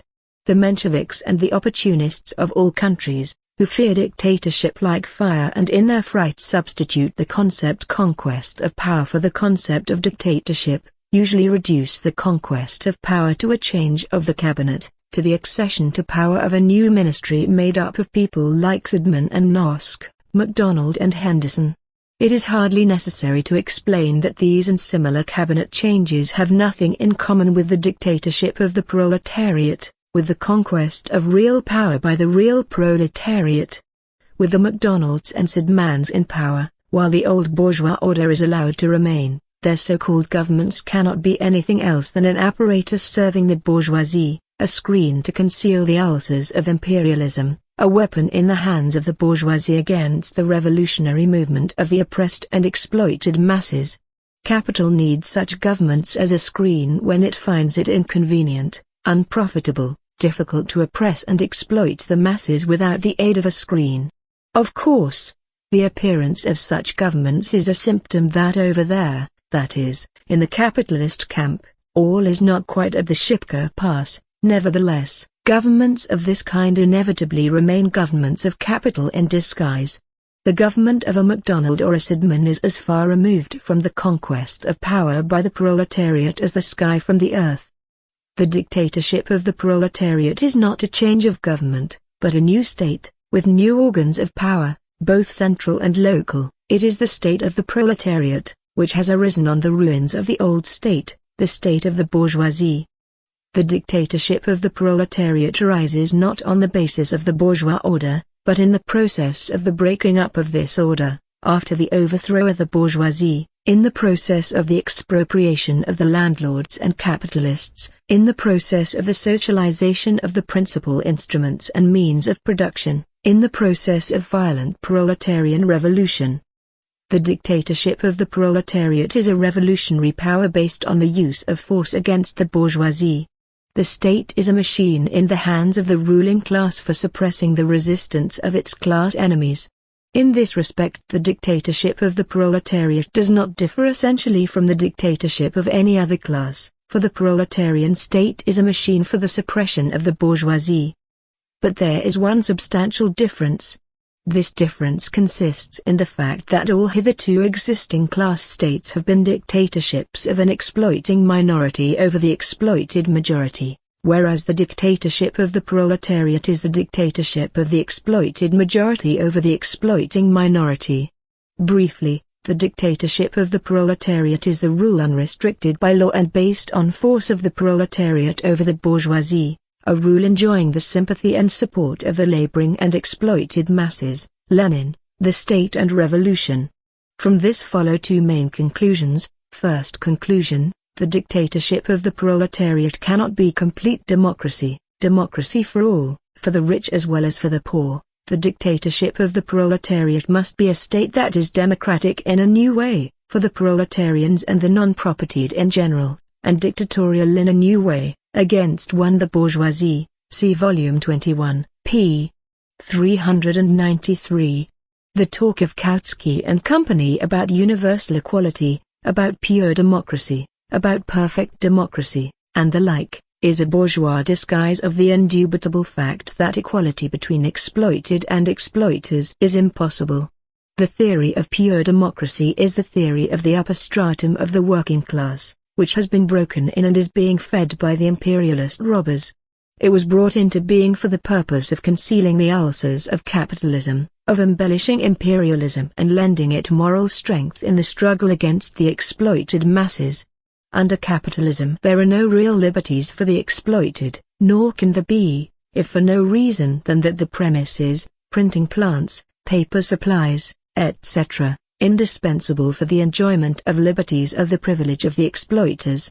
Under capitalism the exploited masses do not, nor can they ever, really participate in governing the country, if for no other reason than that, even under the most democratic regime, under conditions of capitalism, governments are not set up by the people but by the Rothschilds and Steneses, the Rockefellers and Morgans. Democracy under capitalism is capitalist democracy, the democracy of the exploiting minority, based on the restriction of the rights of exploited majority and directed against this majority. Only under the proletarian dictatorship are real liberties for the exploited and real participation of the proletarians and peasants in governing the country possible. Under the dictatorship of the proletariat, democracy is proletarian democracy, the democracy of the exploited majority, based on the restriction of the rights of the exploiting minority and directed against this minority. Second conclusion. The dictatorship of the proletariat cannot arise as the result of the peaceful development of bourgeois society and of bourgeois democracy, it can arise only as the result of the smashing of the bourgeois state machine, the bourgeois army, the bourgeois bureaucratic apparatus, the bourgeois police. The working class cannot simply lay hold of the ready-made state machinery, and wield it for its own purposes, say Marx and Engels in a preface to the Communist Manifesto. The task of the proletarian revolution is no longer, as before, to transfer the bureaucratic military machine from one hand to another, but to smash it. This is the preliminary condition for every real people's revolution on the continent, says Marx in his letter to Q. Gelman in 1871. 2. Marx's qualifying phrases about the continent gave the opportunists and Mensheviks of all countries a pretext for clamoring that Marx had thus conceded the possibility of the peaceful evolution of bourgeois democracy into a proletarian democracy, at least in certain countries outside the European continent, Britain, America. Marx did in fact concede that possibility, and he had good grounds for conceding it in regard to Britain and America in the 70s of the last century, when monopoly capitalism and imperialism did not yet exist, and when these countries, owing to the particular conditions of their development, had as much as yet no developed militarism and bureaucracy. That was the situation before the appearance of developed imperialism. But later, after a lapse of 30 or 40 years, when the situation in these countries had radically changed, when imperialism had developed and had embraced all capitalist countries without exception, when militarism and bureaucracy had appeared in Britain and America also, when the particular conditions for peaceful development in Britain and America had disappeared, then the qualification in regard to these countries necessarily could no longer hold good. Today, said Lenin, in 1917, in the epoch of the first great imperialist war, this qualification made by Marx is no longer valid. Both Britain and America, the biggest and the last representatives in the whole world of Anglo-Saxon liberty in the sense that they had no militarism and bureaucracy, have completely sunk into all European filthy, bloody morass of bureaucratic military institutions which subordinate everything to themselves and trample everything underfoot.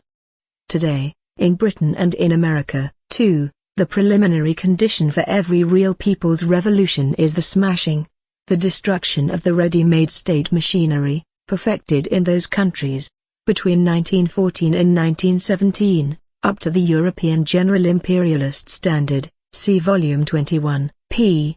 395. In other words, the law of violent proletarian revolution, the law of smashing of the bourgeois state machine as a preliminary condition for such revolution, is an inevitable law of the revolutionary movement in the imperialist countries of the world. Of course, in the remote future, if the proletariat is victorious in the principal capitalist countries, and if the present capitalist encirclement is replaced by a socialist encirclement, a peaceful path of development is quite possible for certain capitalist countries, whose capitalists, in view of the unfavorable international situation, will consider it expedient voluntarily to make supposition concessions to the proletariat. But this supposition applies only to a remote and possible future. With regard to the immediate future, there is no ground whatsoever for this supposition. Therefore, Lenin is right in saying, the proletarian revolution is impossible without the forcible destruction of the bourgeois state machine and the substitution for it of a new one. See Volume 23, p. 342. 3. Soviet power as the state form of the dictatorship of the proletariat. The victory of the dictatorship of the proletariat signifies the suppression of the bourgeoisie, the smashing of the bourgeois state machine and the substitution of proletarian democracy for bourgeois democracy. That is clear. But by means of what organization can this colossal work be carried out? The old forms of organization of the proletariat, which grew up on the basis of bourgeois parliamentarism, are inadequate for this work, of that there can hardly be any doubt. What, then, are the new forms of organization of the proletariat that are capable of serving as the grave diggers of the bourgeois state machine, that are capable not only of smashing this machine, not only of substituting proletarian democracy for bourgeois democracy, but also of becoming the foundation of the proletarian state power? This new form of organization of the proletariat is the Soviets. Wherein lies the strength of the Soviets as compared with the old forms of organization? In that the Soviets are the most all-embracing mass organizations of the proletariat, for they and they alone embrace all workers without exception. In that the Soviets are the only mass organizations which unite all the oppressed and exploited, workers and peasants, soldiers and sailors, and in which the vanguard of the masses, the proletariat, can, for this reason, most easily and most completely exercise its political leadership of the mass struggle. In that the Soviets are the most powerful organs of the revolutionary struggle of the masses, of the political actions of the masses, of the uprising of the masses, organs capable of breaking the omnipotence of finance capital and its political appendages. In that the Soviets are the immediate organizations of the masses themselves, that is, they are the most democratic and therefore the most authoritative organizations of the masses, which facilitate to the utmost their participation in the work of building up the new state and in its administration, and which bring into full play the revolutionary energy, initiative and creative abilities of the masses in the struggle for the destruction of the old order, in the struggle for the new, proletarian order. Soviet power is the union and constitution of the local Soviets into one common state organization, into the state organization of the proletariat as the vanguard of the oppressed and exploited masses and as the ruling class, their union in the Republic of the Soviets. The essence of Soviet power consists in the fact that these most all-embracing and the most revolutionary mass organizations of precisely those classes that were oppressed by the capitalist and landlords are now the permanent and sole basis of the whole power of the state, of the whole state apparatus, that precisely those masses which even in the most democratic bourgeois republics, while being equal in law, have in fact been prevented by thousands of tricks and devices from taking part in political life and from enjoying democratic rights and liberties, are now drawn unfailingly into constant and, moreover, decisive participation in the democratic administration of the state. 3. See Lenin, Volume 24, p. 13. That is why Soviet power is a new form of state organization, different in principle from the old bourgeois democratic and parliamentary form, a new type of state, adapted not to the task of exploiting and oppressing the laboring masses, but to the task of completely emancipating them from all oppression and exploitation, to the tasks facing the dictatorship of the proletariat. Lenin is right in saying that with the appearance of Soviet power the era of bourgeois democratic parliamentarism has drawn to a close and a new chapter in world history. The era of proletarian dictatorship has been opened. Wherein lies the characteristic features of Soviet power?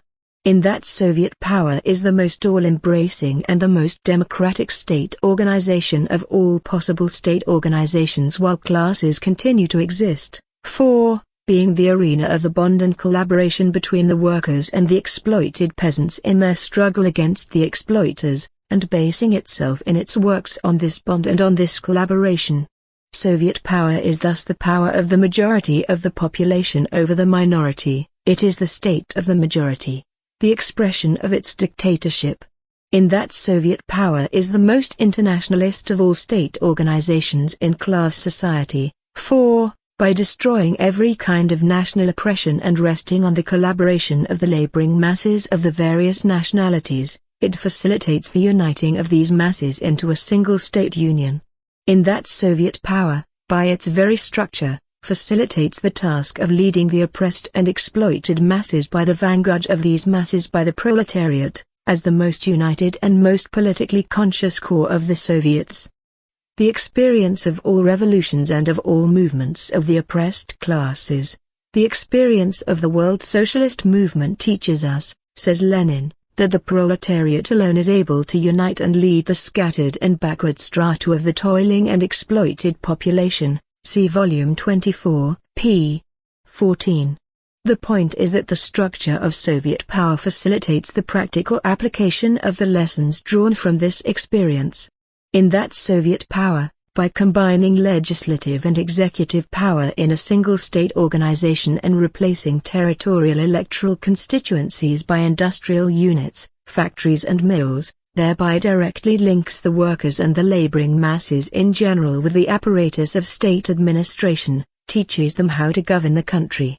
In that Soviet power alone is capable of releasing the army from its subordination to bourgeois command and of converting it from the instrument of oppression of the people which it is under the bourgeois order into an instrument for the liberation of the people from the yoke of the bourgeoisie, both native and foreign. In that the Soviet organization of the state alone is capable of immediately and effectively smashing and finally destroying the old, that is, the bourgeois, bureaucratic and judicial apparatus, in that the Soviet form of state alone, by drawing the mass organizations of the toilers and exploited into constant and unrestricted participation in state administration, is capable of preparing the ground for the withering away of the state, which is one of the basic elements of the future stateless communist society. The Republic of Soviets is thus the political form, so long sought and finally discovered, within the framework of which the economic emancipation of the proletariat, the complete victory of socialism, must be accomplished. The Paris Commune was the embryo of this form, Soviet power is its development and culmination. That is why Lenin says, the Republic of Soviets of workers, soldiers, and peasants' deputies is not only the form of a higher type of democratic institution but is the only form capable of ensuring the most painless transition to socialism. See Volume 22, p. 131. Chapter 5. The Peasant Question. From this theme I take 4 questions: a. The presentation of the question; b. The peasantry during the bourgeois democratic revolution; c. The peasantry during the proletarian revolution; d. The peasantry after the consolidation of Soviet power. 1. The presentation of the question. Some think that the fundamental thing in Leninism is the peasant question, that the point of departure of Leninism is the question of the peasantry, of its role, its relative importance. This is absolutely wrong. The fundamental question of Leninism, its point of departure, is not the peasant question, but the question of the dictatorship of the proletariat, of the conditions under which it can be achieved, of the conditions under which it can be consolidated. The peasant question, as the question of the ally of the proletariat in its struggle for power, is a derivative question. This circumstance, however, does not in the least deprive the peasant question of the serious and vital importance it unquestionably has for the proletarian revolution. It is known that the serious study of the peasant question in the ranks of Russian Marxists began precisely on the eve of the First Revolution, 1905, when the question of overthrowing Tsarism and of realizing the hegemony of the proletariat confronted the party in all its magnitude, and when the question of the ally of the proletariat in the impending bourgeois revolution became of vital importance. It is also known that the peasant question in Russia assumed a still more urgent character during the proletarian revolution, when the question of the dictatorship of the proletariat, of achieving and maintaining it, led to the question of allies for the proletariat in the impending proletarian revolution. And this was natural. Those who are marching towards and preparing to assume power cannot but be interested in the question of who are their real allies. In this sense, the peasant question is part of the general question of the dictatorship of the proletariat, and as such it is one of the most vital problems of Leninism. The attitude of indifference and sometimes even of outright aversion displayed by the parties of the Second International towards the peasant question is to be explained not only by the specific conditions of development in the West. It is to be explained primarily by the fact that these parties do not believe in the proletarian dictatorship, that they fear revolution and have no intention of leading the proletariat to power. And those who are afraid of revolution, who do not intend to lead the proletarians to power, cannot be interested in the question of allies for the proletariat in the revolution. To them the question of allies is one of indifference, of no immediate significance. The ironical attitude of the heroes of the Second International towards the peasant question is regarded by them as a sign of good breeding, a sign of true Marxism. As a matter of fact, there is not a grain of Marxism in this, for indifference towards so important a question as the peasant question on the eve of the proletarian revolution is the reverse side of the repudiation of the dictatorship of the proletariat. It is an unmistakable sign of downright betrayal of Marxism.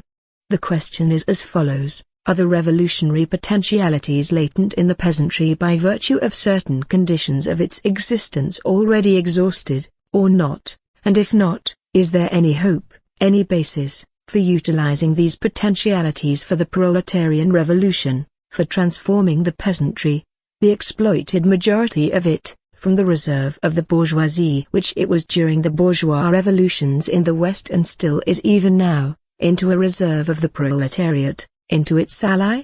Leninism replies to this question in the affirmative, that is, it recognizes the existence of revolutionary capacities in the ranks of the majority of the peasantry, and the possibility of using these in the interests of the proletarian dictatorship. The history of the three revolutions in Russia fully corroborates the conclusion of Leninism on this score. Hence the practical conclusion that the toiling masses of the peasantry must be supported in their struggle against bondage and exploitation, in their struggle for deliverance from oppression and poverty. This does not mean, of course, that the proletariat must support every peasant movement. What we have in mind here is support for a movement or struggle of the peasantry which, directly or indirectly, facilitates the emancipation movement of the proletariat, which, in one way or another, brings grist to the mill of the proletarian revolution, and which helps to transform the peasantry into a reserve and ally of the working class. 2. The peasantry during the bourgeois democratic revolution. This period extends from the First Russian Revolution, 1905, to the Second Revolution, February 1917, inclusive. The characteristic feature of this period is the emancipation of the peasantry from the influence of the liberal bourgeoisie, the peasantry's desertion of the cadets, its turn towards the proletariat, towards the Bolshevik party. The history of this period is the history of the struggle between the cadets, the liberal bourgeoisie, and the Bolsheviks, the proletariat, for the peasantry. The outcome of this struggle was decided by the Duma period, for the period of the four Duma served as an object lesson to the peasantry, and this lesson brought home to the peasantry the fact that they would receive neither land nor liberty at the hands of the cadets, that the Tsar was wholly in favor of the landlords, and that the cadets were supporting the Tsar, that the only force they could rely on for assistance was the urban workers, the proletariat. The imperialists' war merely confirmed the lessons of the Duma period and consummated the peasantry's desertion of the bourgeoisie, consummated the isolation of the liberal bourgeoisie, for the years of the war revealed the utter futility, the utter deceptiveness of all hopes of obtaining peace from the Tsar and his bourgeois allies. Without the object lessons of the Duma period, the hegemony of the proletariat could have been impossible. That is how the alliance between the workers and the peasants in the bourgeois democratic revolution took shape. That is how the hegemony, leadership, of the proletariat in the common struggle for the overthrow of Tsarism took shape, the hegemony which led to the February Revolution of 1917. The bourgeois revolutions in the West, Britain, France, Germany, Austria, took, as is well known, a different road. Their hegemony in the revolution belonged not to the proletariat, which by reason of its weakness did not and could not represent an independent political force, but to the liberal bourgeoisie. There the peasantry obtained its emancipation from feudal regimes, not at the hands of the proletariat, which was numerically weak and unorganized, but at the hands of the bourgeoisie. There the peasantry marched against the old order side by side with the liberal bourgeoisie. There the peasantry acted as the reserve of the bourgeoisie. There the revolution, in consequences of this, led to an enormous increase in the political weight of the bourgeoisie. In Russia, on the contrary, the bourgeois revolution produced quite opposite results. The revolution in Russia led not to the strengthening, but to the weakening of the bourgeoisie as a political force, not to an increase in its political reserve, but to the loss of its main reserve, to the loss of the peasantry. The bourgeois revolution in Russia brought to the forefront not the liberal bourgeoisie but the revolutionary proletariat, rallying around the latter the millions of the peasantry. Incidentally, this explains why the bourgeois revolution in Russia passed into a proletarian revolution in a comparatively short space-time. The hegemony of the proletariat was the embryo of, and the transitional stage to, the dictatorship of the proletariat. How is this peculiar phenomenon of the Russian Revolution, which has no precedent in the history of the bourgeois revolutions of the West, to be explained? Whence this peculiarity?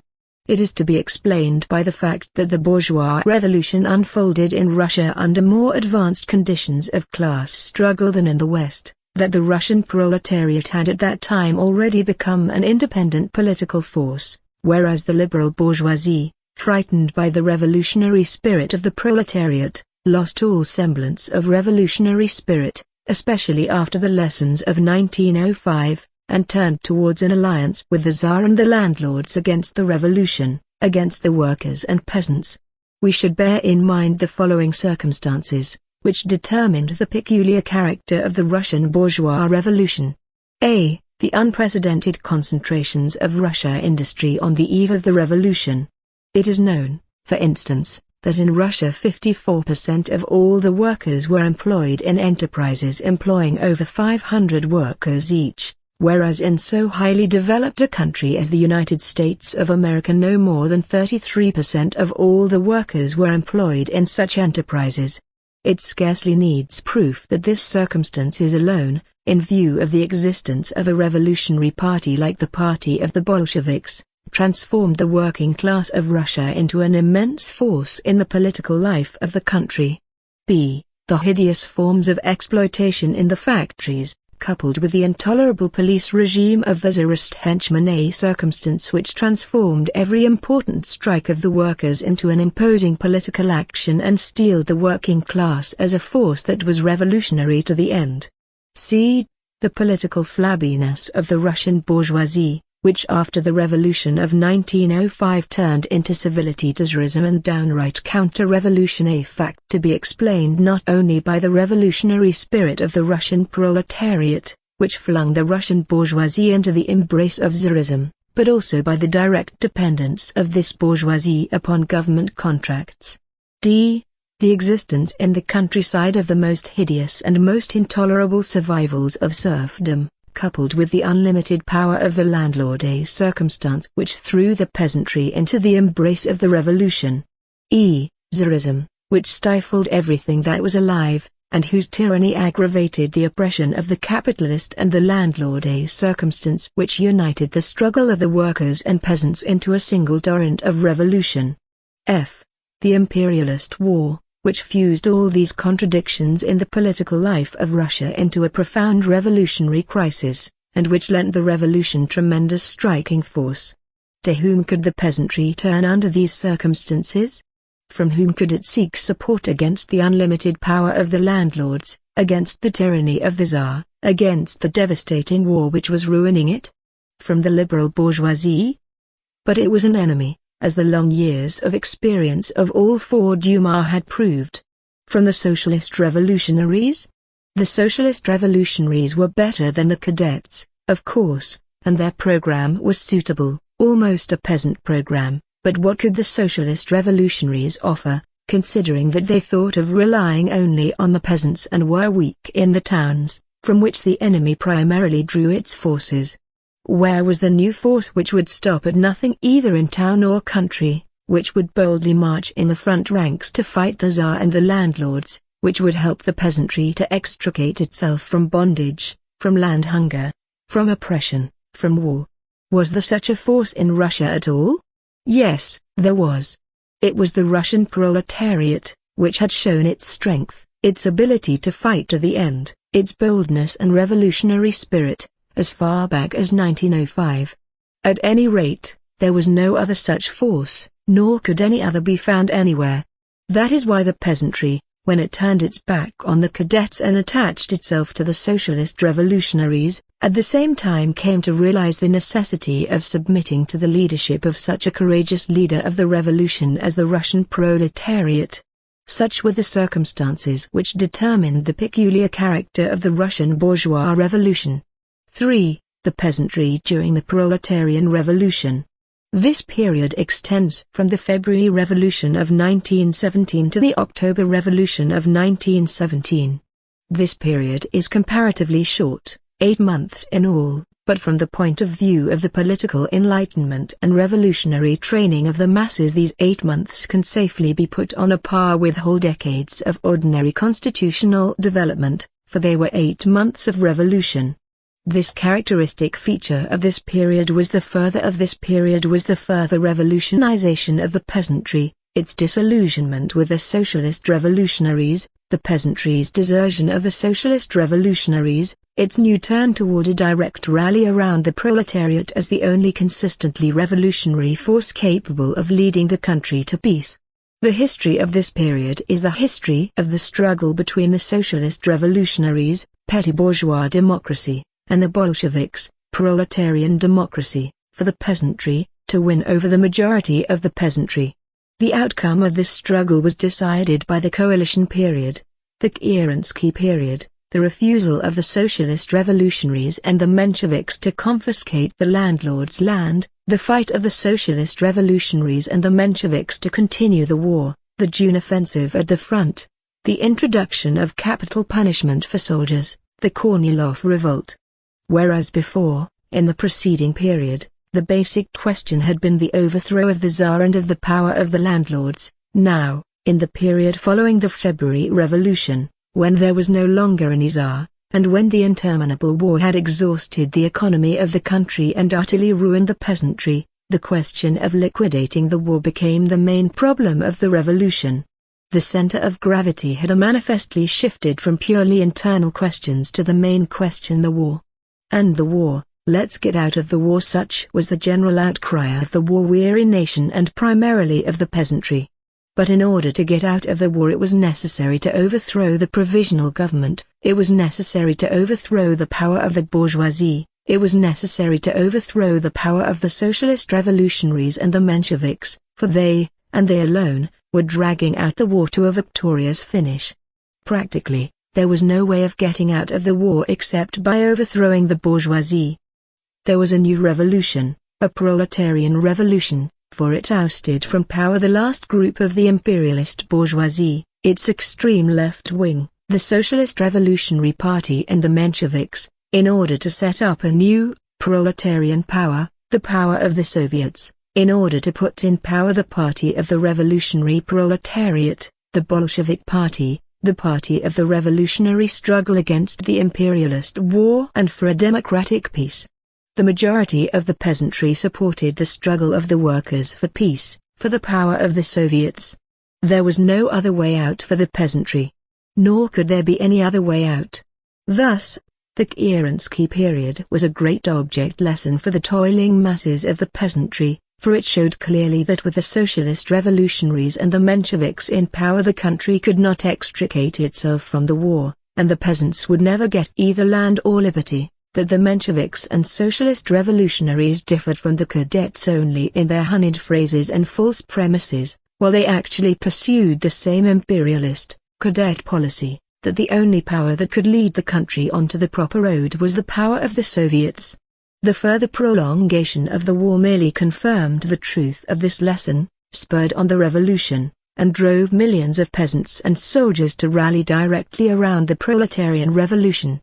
the isolation of the socialist revolutionaries and the Mensheviks became an incontrovertible fact. Without the object lessons of the coalition period, the dictatorship of the proletariat would have been impossible. Such were the circumstances which facilitated the process of the bourgeois revolution passing into the proletarian revolution. That is how the dictatorship of the proletariat took shape in Russia. 4. The peasantry after the consolidation of Soviet power.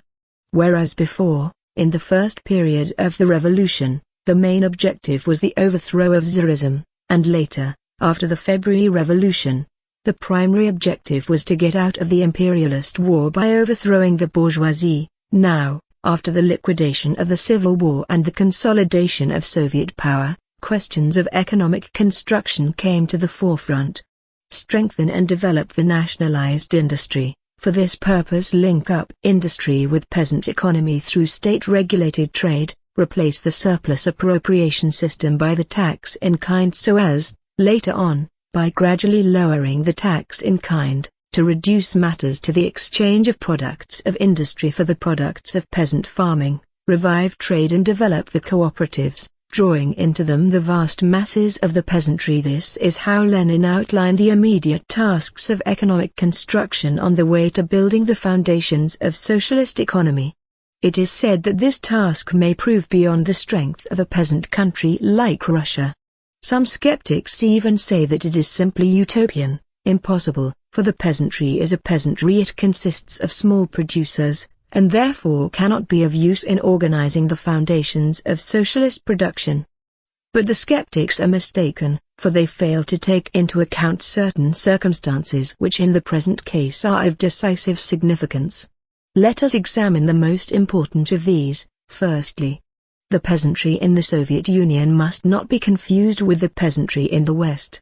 A peasantry that has been schooled in 3 revolutions, that fought against the Tsar and the power of the bourgeoisie side by side with the proletariat and under the leadership of the proletariat, a peasantry that has received land and peace at the hands of the proletarian revolution and by reason of this has become the reserve of the proletariat. Such a peasantry cannot but be different from a peasantry which during the bourgeois revolution fought under the leadership of the liberal bourgeoisie, which received land at the hands of that bourgeoisie, and in view of this became the reserve of the bourgeoisie.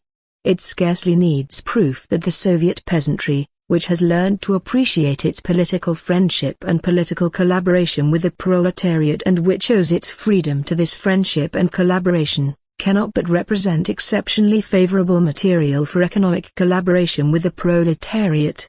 Engels said that the conquest of political power by the Socialist Party has become a matter of the not too distant future, that in order to conquer political power this party must first go from the towns to the country, must become a power in the countryside. See Engels, The Peasant Question, 1922 ed. 1. He wrote this in the 90s of the last century, having in mind the Western peasantry. Does it need proof that the Russian communists, after accomplishing an enormous amount of work in this field in the course of 3 revolutions, have already succeeded in gaining in the countryside an influence and backing the like of which our Western comrades dare not even dream of? How can it be denied that these circumstances must decidedly facilitate the organization of economic collaboration between the working class and the peasantry of Russia? The skeptics maintain that the small peasants are a factor that is incompatible with socialist construction. But listen to what Engels says about the small peasants of the West. We are decidedly on the side of the small peasant. We shall do everything at all permissible to make his lot more bearable, to facilitate his transition to the cooperative should he decide to do so, and even to make it possible for him to remain on his small holding for a protracted length of time to think the matter over, should he still be unable to bring himself to this decision. We do this not only because we consider the small peasant who does his own work as virtually belonging to us, but also in the direct interest of the party. The greater the number of peasants whom we can save from being actually hurled down into the proletariat, whom we can win to our side while they are still peasants, the more quickly and easily the social transformation will be accomplished. It will serve us not to wait with this transformation until capitalist production has developed everywhere to its utmost consequences, until the last small handicraftsman and last small peasant have fallen victim to capitalist large-scale production. The material sacrifices to be made for this purpose in the interest of the peasants and to be defrayed out of public funds can, from the point of view of capitalist economy, be viewed only as money thrown away, but it is nevertheless an excellent investment because it will effect a perhaps tenfold saving in the cost of the social reorganization in general. In this sense we can, therefore, afford to deal very liberally with the peasants, ibid. That is what Engels said, having in mind the Western peasantry. But is it not clear that what Engels said can nowhere be realized so easily and so completely as in the land of the dictatorship of the proletariat? Is it not clear that only in Soviet Russia is it possible at once and to the fullest extent for the small peasant who does his own work to come over to our side, for the material sacrifices necessary for this to be made, and for the necessary liberality towards the peasants to be displayed? Is it not clear that these and similar measures for the benefit of the peasantry are already being carried out in Russia? How can it be denied that this circumstance, in its turn, must facilitate and advance the work of economic construction in the land of the Soviets? Secondly, agriculture in Russia must not be confused with agriculture in the West. There, agriculture is developed along the ordinary lines of capitalism, under conditions of profound differentiation among the peasantry, with large landed estates and private capitalist latifundia at one extreme and pauperism, destitution and wage slavery at the other. Owing to this, disintegration and decay are quite natural there. Not so in Russia. Here agriculture cannot develop along such a path, if for no other reason than that the existence of Soviet power and the nationalization of the principal instruments and means of production preclude such a development. In Russia the development of agriculture must proceed along a different path, along the path of organizing millions of small and middle peasants in cooperatives, along the path of developing in the countryside a mass cooperative movement supported by the state by means of preferential credits.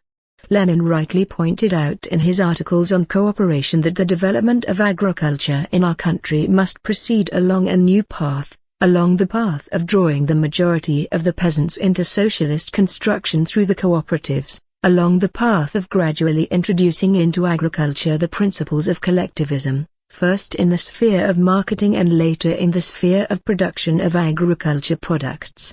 Of extreme interest in this respect are several new phenomena observed in the countryside in connection with the work of the agricultural cooperatives. It is well known that new, large organizations have sprung up within the Selsko-Soyuz, too, in different branches of agriculture, such as production of flax, potatoes, butter, etc., which have a great future before them. Of these, the Flax Center, for instance, unites a whole network of peasant flax growers' associations. The Flax Center supplies the peasants with seeds and implements, then it buys all the flax produced by these peasants, disposes of it on the market on a large scale, guarantees the peasants a share in the profits, and in this way links peasant economy with state industry through the Selsko-Soyuz. What shall we call this form of organization of production? In my opinion, it is the domestic system of large-scale state socialist production in the sphere of agriculture. In speaking of the domestic system of state socialist production I do so by analogy with the domestic system under capitalism, let us say, in the textile industry, where the handicraftsmen received their raw material and tools from the capitalist and turned over to him the entire product of their labor, thus being in fact semi-wage earners working in their own homes. This is one of numerous indices showing the path along which our agriculture must develop. There is no need to mention here similar indices in other branches of agriculture. It scarcely needs proof that the vast majority of the peasantry will legally take this new path of development, rejecting the path of private capitalist latifundia and wage slavery, the path of destitution and ruin.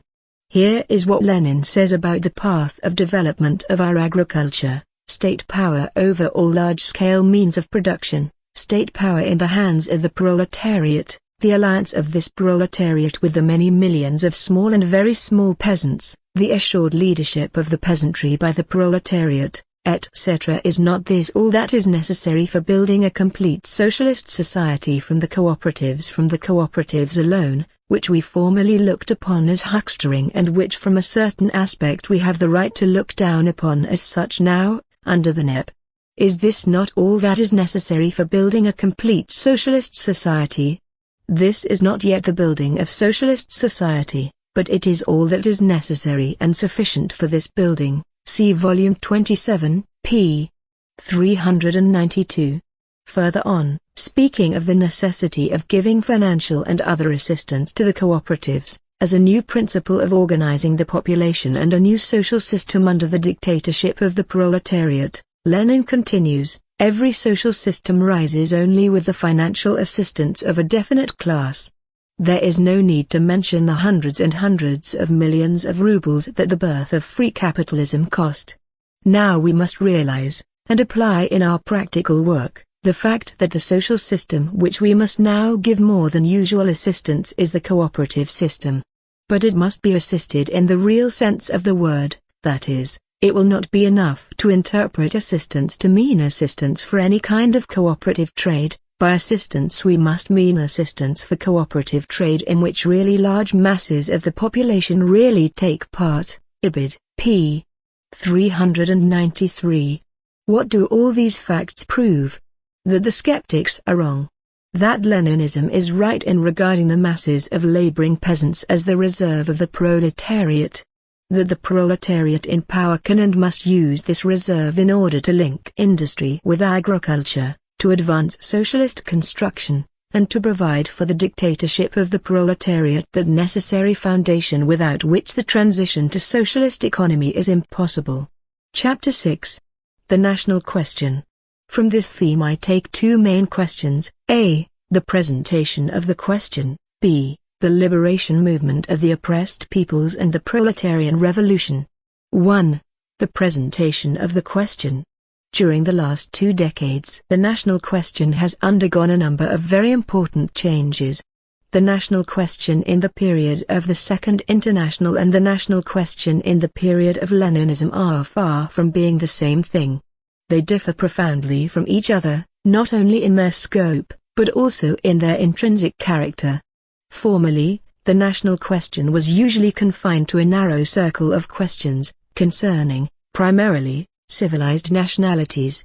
The Irish, the Hungarians, the Poles, the Finns, the Serbs, and several other European nationalities. That was the circle of unequal peoples in whose destinies the leaders of the Second International were interested. The scores and hundreds of millions of Asiatic and African peoples who are suffering national oppression in its most savage and cruel form usually remained outside of their field of vision. They hesitated to put white and black, civilized and uncivilized on the same plane. 2 or 3 meaningless, lukewarm resolutions, which carefully evaded the question of liberating the colonies, that was all the leaders of the Second International could boast of. Now we can say that this duplicity and half-heartedness in dealing with the national question has been brought to an end. Leninism laid bare this crying incongruity, broke down the wall between whites and blacks, between European and Asiatics, between the civilized and uncivilized slaves of imperialism, and thus linked the national question with the question of the colonies. The national question was thereby transformed from a particular and internal state problem into a general and international problem, into a world problem of emancipating the oppressed peoples in the dependent countries and colonies from the yoke of imperialism. Formerly, the principle of self-determination of nations was usually misinterpreted, and not infrequently it was narrowed down to the idea of the right of nations to autonomy. Certain leaders of the Second International even went so far as to turn the right to self-determination into the right to cultural autonomy, that is, the right of oppressed nations to have their own cultural institutions, leaving all political power in the hands of the ruling nation. As a consequence, the idea of self-determination stood in danger of being transformed from an instrument for combating annexations into an instrument for justifying them. Now we can say that this confusion has been cleared up.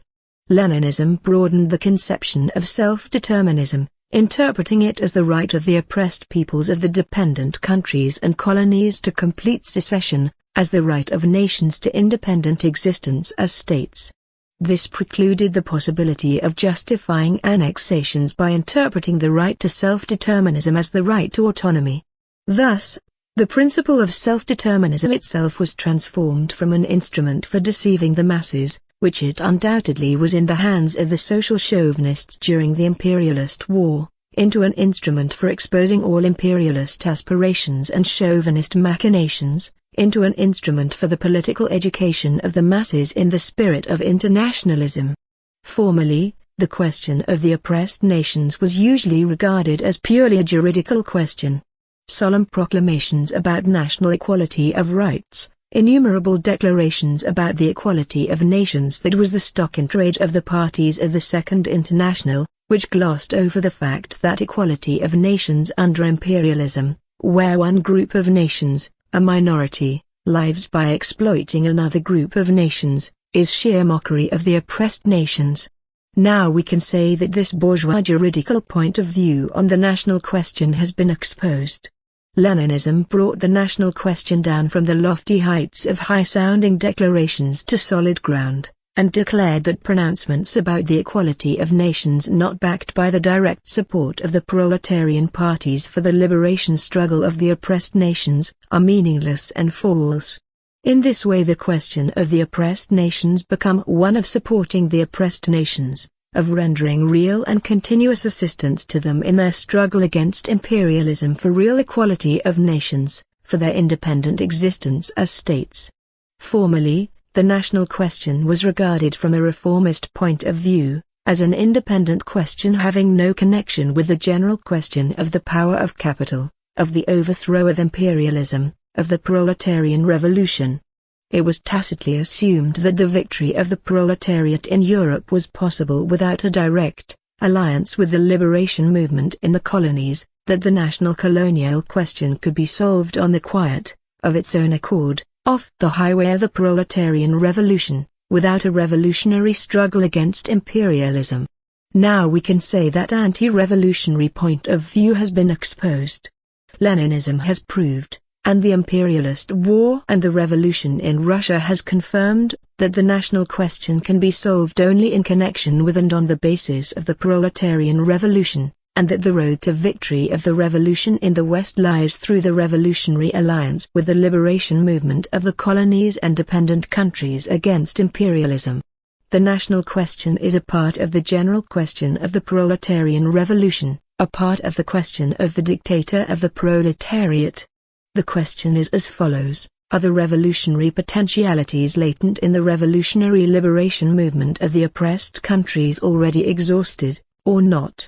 And if not, is there any hope, any basis, for utilizing these potentialities for the proletarian revolution, for transforming the dependent and colonial countries from a reserve of the imperialist bourgeoisie into a reserve of the revolutionary proletariat, into an ally of the latter? Leninism replies to this question in the affirmative, that is, it recognizes the existence of revolutionary capacities in the national liberation movement of the oppressed countries, and the possibility of using these for overthrowing the common enemy, for overthrowing imperialism.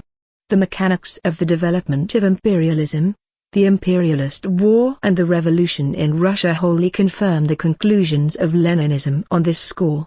Hence the necessity for the proletariat of the dominant nations to support resolutely and actively to support the national liberation movement of the oppressed and dependent peoples.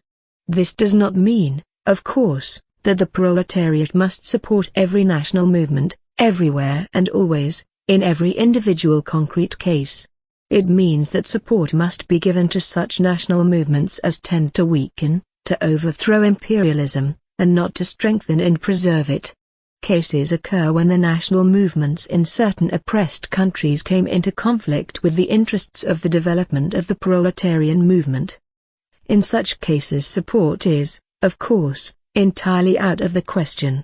The question of the rights of nations is not an isolated, self-sufficient question, it is a part of the general problem of the proletarian revolution, subordinate to the whole, and must be considered from the point of view of the whole. In the 40s of the last century, Marx supported the national movement of the Poles and Hungarians and was opposed to the national movement of the Czechs and the South Slavs. Why? Because the Czechs and the South Slavs were then reactionary peoples, Russian outposts in Europe, outposts of absolutism, whereas the Poles and the Hungarians were revolutionary peoples, fighting against absolutism. Because support of the national movement of the Czechs and the South Slavs was at that time equivalent to indirect support for Czarism, the most dangerous enemy of the revolutionary movement in Europe. The various demands of democracy, writes Lenin, including self-determination, are not an absolute, but a small part of the general democratic, now general socialist, world movement. In individual concrete cases, the part may contradict the whole. If so, it must be rejected. See Volume 19, pp. 257-58. This is the position in regard to the question of particular national movements, of the possible reactionary character of these movements if, of course, they are appraised not from the formal point of view, not from the point of view of abstract rights, but concretely, from the point of view of the interests of the revolutionary movement. The same must be said of the revolutionary character of national movements in general. The unquestionably revolutionary character of the vast majority of national movements is as relative and peculiar as is the possible revolutionary character of certain particular national movements. The revolutionary character of a national movement under the conditions of imperialist oppression does not necessarily presuppose the existence of proletarian elements in the movement, the existence of the revolutionary or a republican program of the movement, the existence of a democratic basis of the movement. The struggle that the Emir of Afghanistan is waging for the independence of Afghanistan is objectively a revolutionary struggle, despite the monarchist views of the Emir and his associates, for it weakens, disintegrates and undermines imperialism, whereas the struggle waged by such desperate Democrats and socialists, revolutionaries and republicans as, for example, Kerensky and Dzretli, Renaud and Sidman, Chernoff and Dan, Henderson and Kleins, during the imperialist war was a reactionary struggle, for its results was the embellishment, the strengthening, the victory, of imperialism. For the same reasons, the struggle that the Egyptians merchants and bourgeois intellectuals are waging for the independence of Egypt is objectively a revolutionary struggle, despite the bourgeois origin and bourgeois title of the leaders of Egyptian national movement, despite the fact that they are opposed to socialism, whereas the struggle that the British Labour government is waging to preserve Egypt's dependent position is for the same reason a reactionary struggle, despite the proletarian origin and the proletarian title of the members of the government, despite the fact that they are for socialism. There is no need to mention the national movement in other, larger, colonial and dependent countries, such as India and China, every step of which along the road to liberation, even if it runs counter to the demands of formal democracy, is a steamhammer blow at imperialism, that is undoubtedly a revolutionary step. Lenin was right in saying that the national movement of the oppressed countries should be appraised not from the point of view of formal democracy, but from the point of view of the actual results, as shown by the general balance sheet of the struggle against imperialism, that is to say, not in isolation, but on a world scale. See Volume 19, p. 257. 2. The liberation movement of the oppressed peoples and the proletarian revolution. In solving the national question, Leninism proceeds from the following theses. A. The world is divided into two camps, the camp of a handful of civilized nations, which possess finance capital and exploit the vast majority of the population of the globe, and the camp of the oppressed and exploited peoples in the colonies and dependent countries, which constitute the majority. B. The colonies and the dependent countries, oppressed and exploited by finance capital, constitute a vast reserve and a very important source of strength for imperialism. C. The revolutionary struggle of the oppressed peoples in the dependent and colonial countries against imperialism is the only road that leads to their emancipation from oppression and exploitation. D. The most important colonial and dependent countries have already taken the path of the national liberation movement, which cannot but lead to the crisis of world capitalism. The interests of the proletarian movement in the developed countries and of the national liberation movement in the colonies call for the union of these two forms of the revolutionary movement into a common front against the common enemy, against imperialism. The victory of the working class in the developed countries and the liberation of the oppressed peoples from the yoke of imperialism are impossible without the formation and the consolidation of a common revolutionary front. The formation of a common revolutionary front is impossible unless the proletariat of the oppressor nations renders direct and determined support to the liberation movement of the oppressed peoples against the imperialism of its own country, for no nation can be free if it oppresses other nations. Engels, H. This support implies the upholding, defense and implementation of the slogan of the right of nations to secession, to independent existence as states. Unless this slogan is implemented, the union and collaboration of nations within a single world economic system, which is the material basis for the victory of world socialism, cannot be brought about. This union can only be voluntary, arising on the basis of mutual confidence and fraternal relations among peoples. Hence the two sides, the two tendencies in the national question. The tendency towards political emancipation from the shackles of imperialism and towards the formation of an independent national state, a tendency which arose as a consequence of imperialist oppression and colonial exploitation, and the tendency towards closer economic relations among nations, which rose as a result of the formation of the world market and a world economic system. Developing capitalism, says Lenin, knows two historical tendencies in the national question.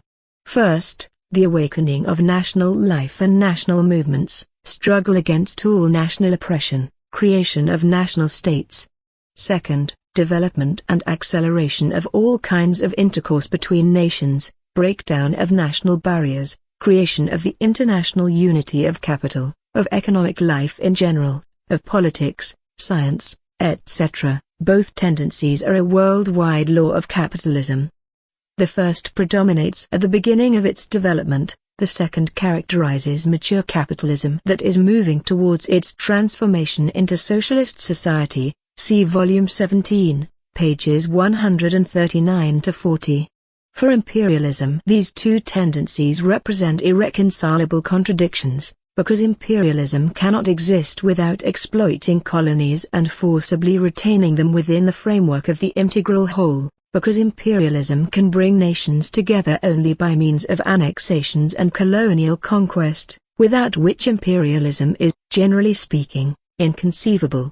For communism, on the contrary, these tendencies are but two sides of a single cause, the cause of the emancipation of the oppressed people from the yoke of imperialism, because communism knows that the union of peoples in a single world economic system is possible only in the basis of mutual confidence and voluntary agreement, and that road to the formation of a voluntary union of peoples lies through the separation of the colonies from the integral imperialist whole, through the transformation of the colonies into independent states.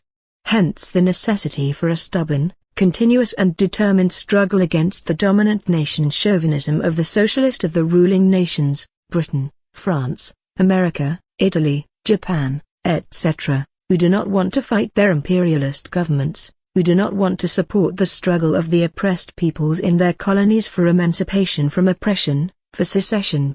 Without such a struggle, the education of the working class of the ruling nations in the spirit of true internationalism, in the spirit of closer relations with the toiling masses of the dependent countries and colonies, in the spirit of real preparation for the proletarian revolution, is inconceivable. The revolution would not have been victorious in Russia, and Kolchak and Denikin would not have been crushed, had not the Russian proletariat enjoyed the sympathy and support of the oppressed peoples of the former Russian Empire. But to win the sympathy and support of these peoples, it had first of all to break the fetters of Russian imperialism and free these people from the yoke of national oppression. Without this, it would have been impossible to consolidate Soviet power, to implant real internationalism, and to create that remarkable organization for the collaboration of peoples which is called the Union of Soviet Socialist Republics, and which is the living prototype of the future union of peoples in a single world economic system. Hence the necessity of fighting against the national isolationism, narrowness and aloofness of the socialist in the oppressed countries, who do not want to rise above their national parochialism and who do not understand the connection between the liberation movement in their own countries and the proletarian movement in the ruling countries. Without such a struggle, it is inconceivable that the proletariat of the oppressed nations can maintain an independent policy and its class solidarity with the proletariat of the ruling countries in the fight for the overthrow of the common enemy, in the fight for the overthrow of imperialism. Without such a struggle, internationalism would be impossible. Such is the way in which the toiling masses of the dominant and of the oppressed nations must be educated in the spirit of revolutionary internationalism. Here is what Lenin says about this twofold task of communism in educating the workers in the spirit of internationalism. Can such education be concretely identical in great, oppressing nations and in small, oppressed nations, in annexing nations and in annexed nations? Obviously not. The way to the one goal, to complete equality, to the closest relations and the subsequent amalgamation of all nations, obviously proceeds here by different routes in each concrete case, in the same way, let us say, as the route to a point in the middle of a given page lies towards the left from one edge and towards the right from the opposite edge.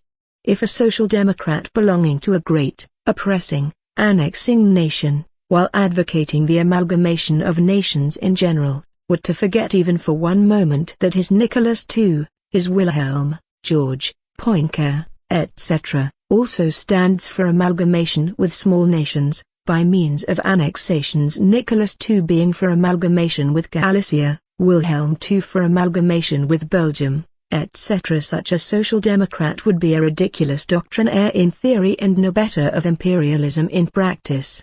The weight of emphasis in the internationalist education of the workers in the oppressing countries must necessarily consist in their advocating and upholding freedom of secession for oppressed countries. Without this there can be no internationalism. It is our right and duty to treat every social democrat of an oppressing nation who fails to conduct such propaganda as an imperialist and a scoundrel. This is an absolute demand, even if the chance of secession being possible and feasible before the introduction of socialism be 1 in 1,000. On the other hand, a social democrat belonging to a small nation must emphasize in his agitation the second word of our general formula, voluntary union of nations. He may, without violating his duties as an internationalist, be in favor of either the political independence of his nation or its inclusion in a neighboring state X, Y, Z, etc. But in all cases he must fight against small nation narrow-mindedness, isolationism and aloofness. He must fight for the recognition of the whole and the general, for the subordination of the interests of the particular to the interests of the general. People who have not gone thoroughly into the question think there is a contradiction in social democrats of oppressing nations insisting on freedom of secession, while social democrats of oppressed nations insist on freedom of union. However, a little reflection will show that there is not, and cannot be, any other road leading from the given situation to internationalism and the amalgamation of nations, any other road to this goal. See Volume 19, pages 261-62. Chapter 7. Strategy and Tactics.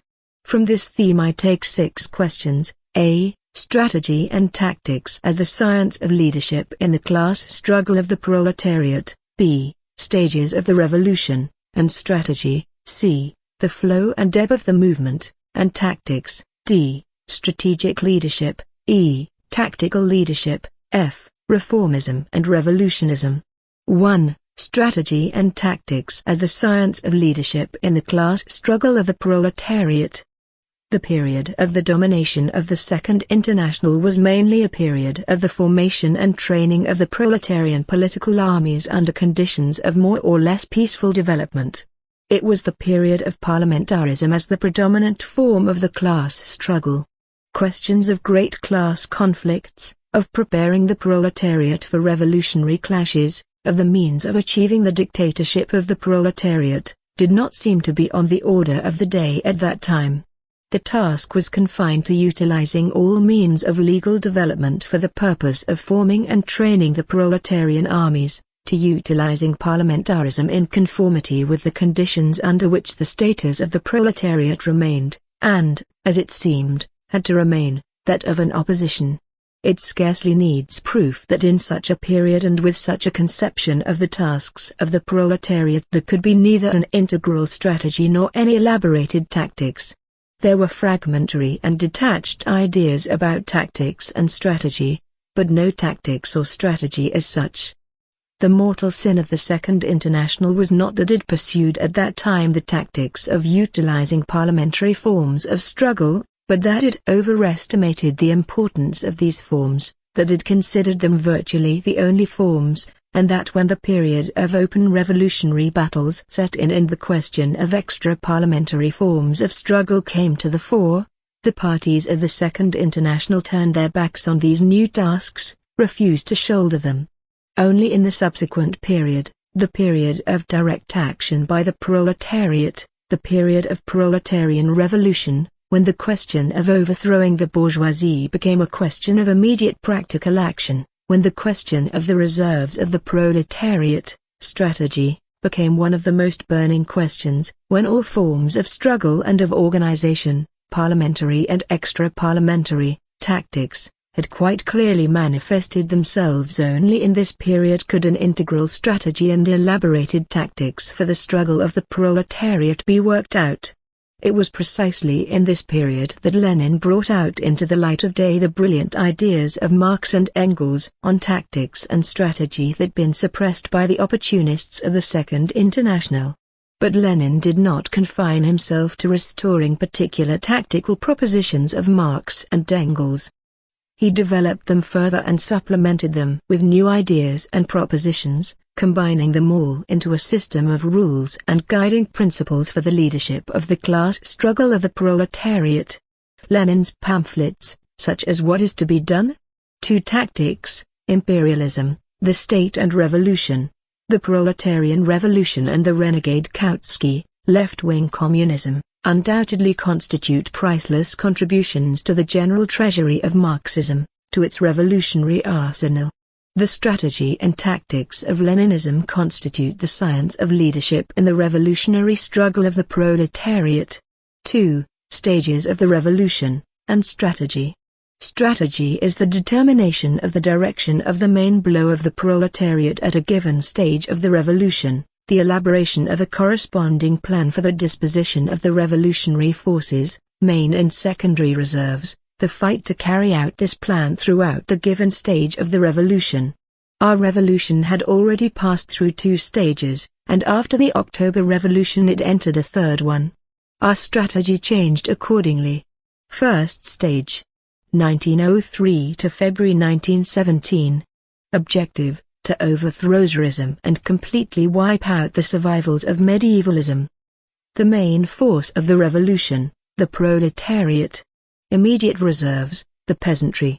Direction of the main blow, the isolation of the liberal monarchist bourgeoisie, which was striving to win over the peasantry and liquidate the revolution by a compromise with Tsarism.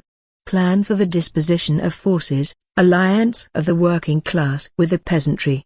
The proletariat must carry to completion the democratic revolution, by allying to itself the mass of the peasantry in order to crush by force the resistance of the autocracy and to paralyze the instability of the bourgeoisie. See Lenin, Volume 8, p. 96, Second Stage. March 1917 to October 1917. Objective: to overthrow imperialism in Russia and to withdraw from the imperialist war. The main force of the revolution, the proletariat. Immediate reserves, the poor peasantry. The proletariat of neighboring countries as probable reserves. The protracted war and the crisis of imperialism as a favorable factor.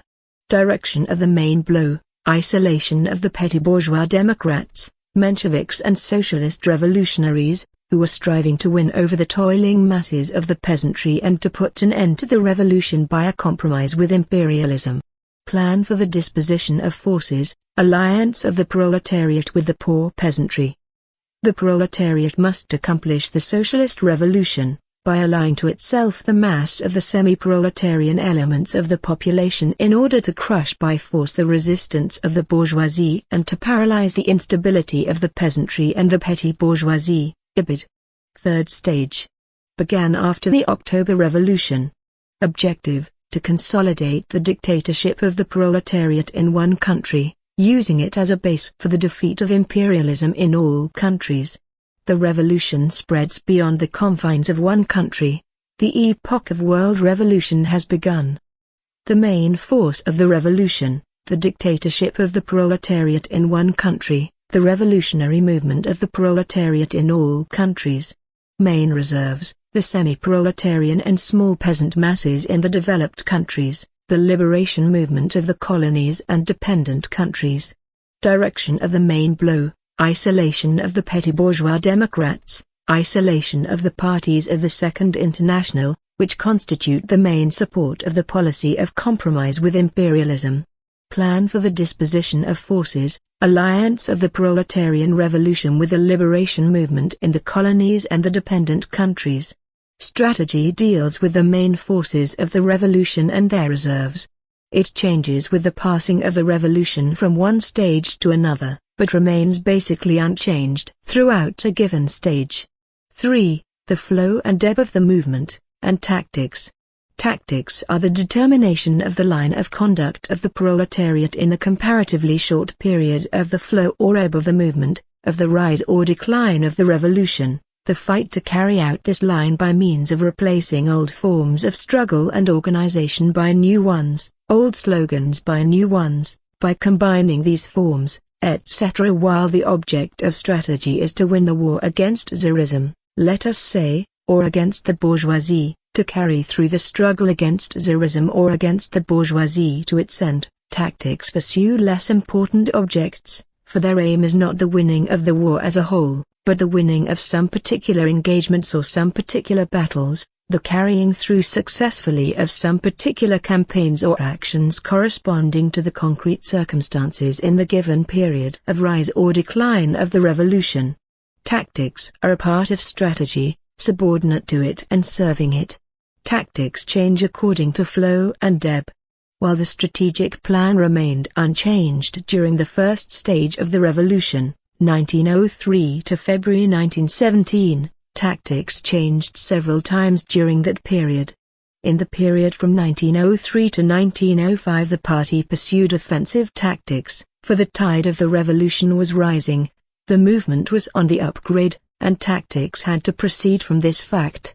Accordingly, the forms of struggle were revolutionary, corresponding to the requirements of the rising tide of the revolution. Local political strikes, political demonstrations, the general political strike, boycott of the Duma, uprising, revolutionary fighting slogans, such were the successive forms of the struggle during that period. These changes in the forms of struggle were accomplished by corresponding changes in the forms of organization. Factory committees, revolutionary peasant committees, strike committees, Soviets of workers' deputies, a workers' party operating more or less openly. Such were the forms of organization during that period. In the period from 1907 to 1912 the party was compelled to resort to tactics of retreat, for we then experienced a decline in the revolutionary movement, the ebb of the revolution, and tactics necessarily had to take this fact into consideration. The forms of struggle, as well as the forms of organization, changed accordingly. Instead of the boycott of the Duma, participation in the Duma; instead of open revolutionary actions outside the Duma, actions and work in the Duma; instead of general political strikes, partial economic strikes, or simply a lull in activities. Of course, the party had to go underground that period, while the revolutionary mass organizations were replaced by cultural, educational, cooperative, insurance and other legal organizations. The same must be said of the second and third stages of the revolution, during which tactics changed dozens of times, whereas the strategic plans remain unchanged. Tactics deal with the forms of struggle and the forms of organization of the proletariat, with their changes and combinations. During a given stage of the revolution tactics may change several times, depending on the flow or ebb, The rise or decline of the revolution. 4. Strategic leadership. The reserves of the revolution can be direct: a. the peasantry and in general the intermediate strata of the population within the country; b. the proletariat of neighboring countries; c. the revolutionary movement in the colonies and dependent countries; d. the conquests and gains of the dictatorship of the proletariat, part of which the proletariat may give up temporarily, while retaining superiority of forces, in order to buy off a powerful enemy and gain a respite; and, indirect: a. the contradictions and conflicts among the non-proletarian classes within the country, which can be utilized by the proletariat to weaken the enemy and to strengthen its own reserves; b. contradictions, conflicts and wars, the imperialist war, for instance, among the bourgeois states hostile to the proletarian state, which can be utilized by the proletariat in its offensive or in maneuvering in the event of a forced retreat. There is no need to speak at length about the reserves of the first category, as their significance is clear to everyone. As for the reserves of the second category, whose significance is not clear, it must be said that sometimes they are of prime importance for the progress of the revolution. One can hardly deny the enormous importance, for example, of the conflicts between the petty bourgeois democrats, socialist revolutionaries, and the liberal monarchists bourgeoisie, the cadets, during and after the first revolution, which undoubtedly played its part in freeing the peasantry from the influence of the bourgeoisie.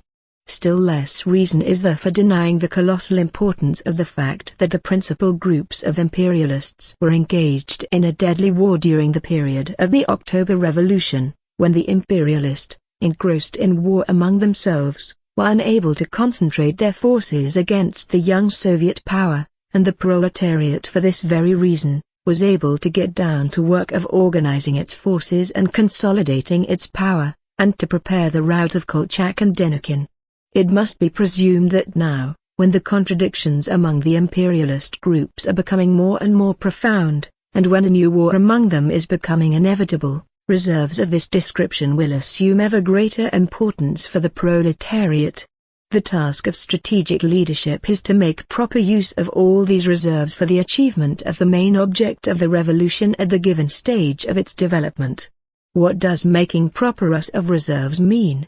It means fulfilling certain necessary conditions, of which the following must be regarded as the principal ones. Firstly, the concentration of the main forces of the revolution at the enemy's most vulnerable spot at the decisive moment, when the revolution has already become ripe, when the offensive is going full steam ahead, when insurrection is knocking at the door, and when bringing the reserves up to the vanguard is the decisive condition of success.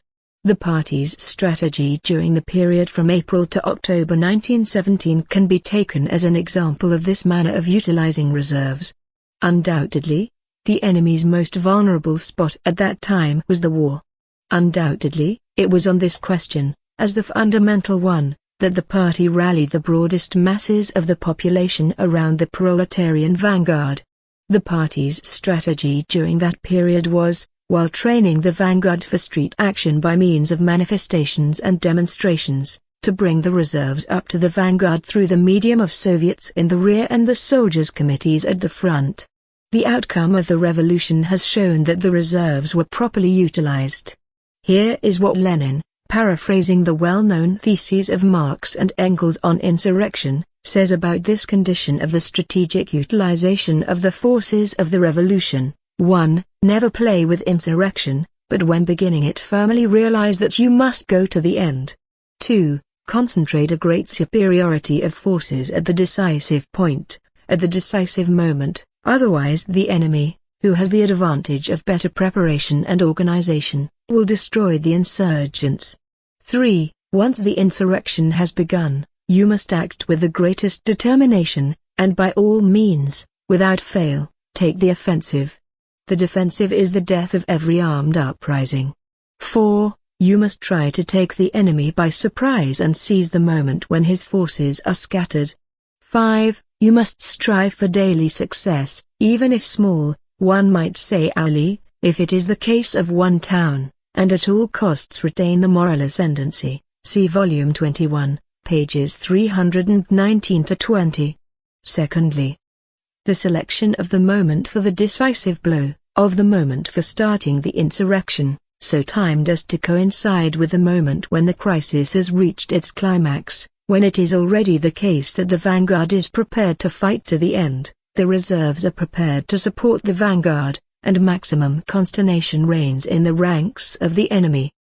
The decisive battle, says Lenin, may be deemed to have fully matured if, 1. All the class forces hostile to us have become sufficiently entangled, are sufficiently at loggerheads, have sufficiently weakened themselves in a struggle which is beyond their strength. If, 2. All the vacillating, wavering, unstable, intermediate elements, the petty bourgeois democrats as distinct from the bourgeoisie, have sufficiently exposed themselves in the eyes of the people, have sufficiently disgraced themselves through their practical bankruptcy. If, 3. Among the proletariat a mass sentiment in favor of supporting the most determined, supremely bold, revolutionary action against the bourgeoisie has arisen and begun vigorously to grow, then revolution is indeed ripe. Then, indeed, if we have correctly gauged all the conditions indicated above ... and if we have chosen the moment rightly, our victory is assured. See volume 25, p. 229. The manner in which the October uprising was carried out may be taken as a model of such strategy.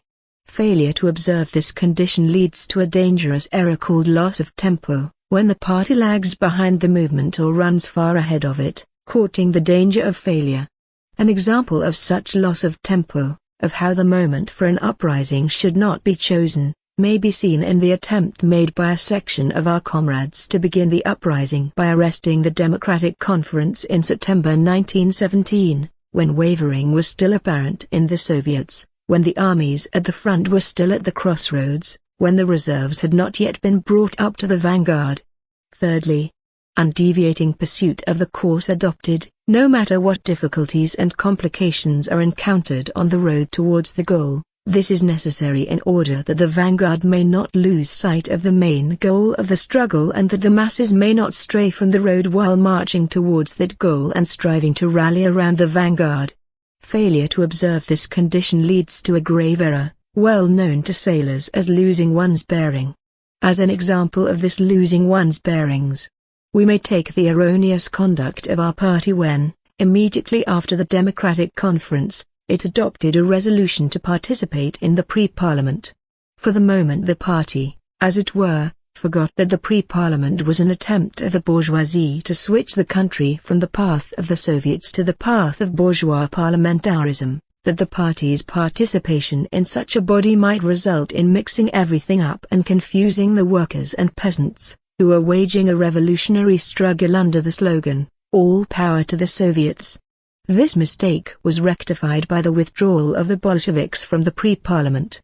Fourthly, maneuvering the reserves with a view to effecting a proper retreat when the enemy is strong, when retreat is inevitable, when to accept battle forced upon us by the enemy is obviously disadvantageous, when, with the given relation of forces, retreat becomes the only way to escape a blow against the vanguard and to retain the reserves for the latter.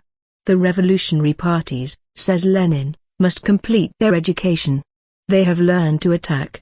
Now they have to realize that this knowledge must be supplemented with the knowledge how to retreat properly.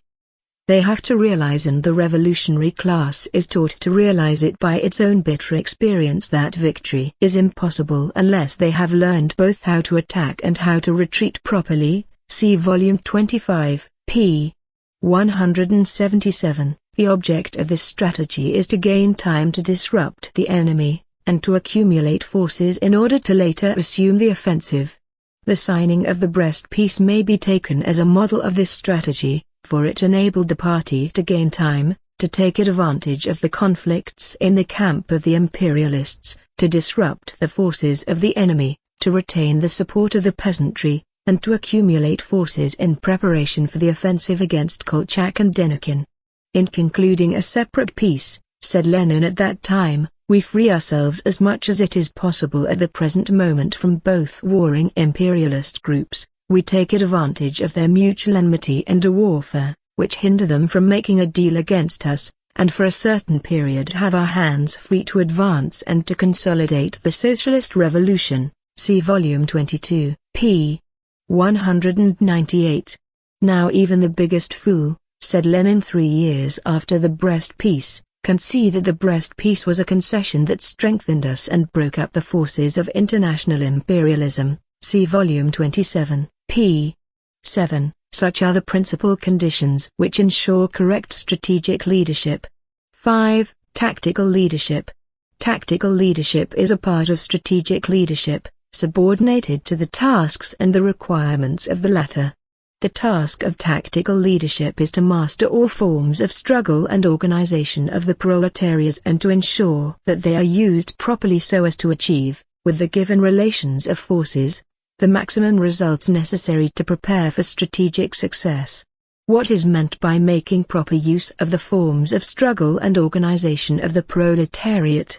It means fulfilling certain necessary conditions, of which the following must be regarded as the principal ones. Firstly, to put in the forefront precisely those forms of struggle and organization which are best suited to the conditions prevailing during the flow or ebb of the movement at a given moment, and which therefore can facilitate and ensure the bringing of the masses to the revolutionary positions, the bringing of the millions to the revolutionary front, and their disposition at the revolutionary front.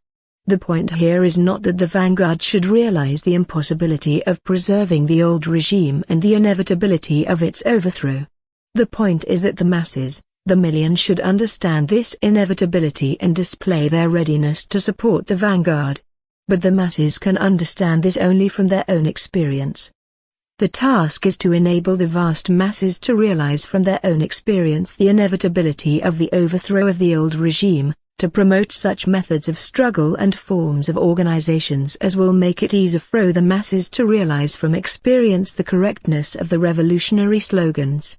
The vanguard would have become detached from the working class, and the working class would have lost contact with the masses, if the party had not decided as the time to participate in the Duma, if it had not decided to concentrate its forces on work in the Duma and to develop a struggle on the basis of this work, in order to make it easier for the masses to realize from their own experience the futility of the Duma, the falsity of the promises of the cadets, the impossibility of compromise with Tsarism, and the inevitability of an alliance between the peasantry and the working class. Had the masses not gained their experience during the period of the Duma, the exposure of the cadets and the hegemony of the proletariat would have been impossible. The danger of the Otsevist tactics was that they threatened to detach the vanguard from the millions of its reserves. The party would have become detached from the working class, and the working class would have lost its influence among the broad masses of the peasants and soldiers, if the proletariat had followed the left communists, who called for an uprising in April 1917, when the Mensheviks and socialist revolutionaries had not yet exposed themselves as advocates of war and imperialism, when the masses had not yet realized from their own experience the falsity of speeches of the Mensheviks and socialist revolutionaries about peace, land and freedom.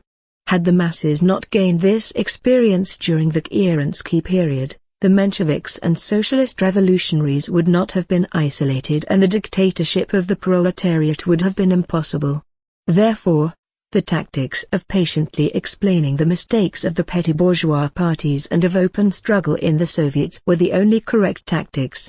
The danger of the tactics of the left communists was that they threatened to transform the party from the leader of the proletarian revolution into a handful of futile conspirators with no ground to stand on. Victory cannot be won with the vanguard alone, says Lenin.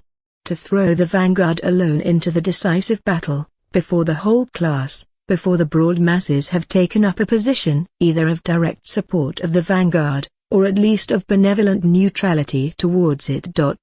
Would be not merely folly but a crime. And in order that actually the whole class, that actually the broad masses of the working people and those oppressed by capital may take up such a position, propaganda and agitation alone are not enough. For this the masses must have their own political experience. Such is the fundamental law of all great revolutions, now confirmed with astonishing force and vividness not only in Russia but also in Germany.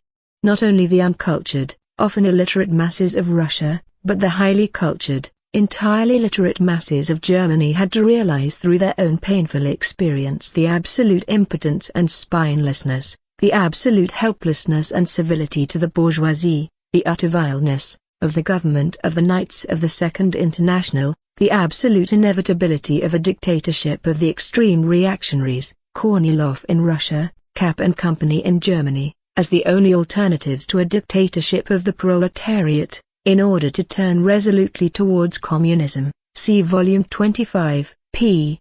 228. Secondly, to locate at any given moment the particular link in the chain of processes which, if grasped, will enable us to keep hold of the whole chain and to prepare the conditions for achieving strategic success.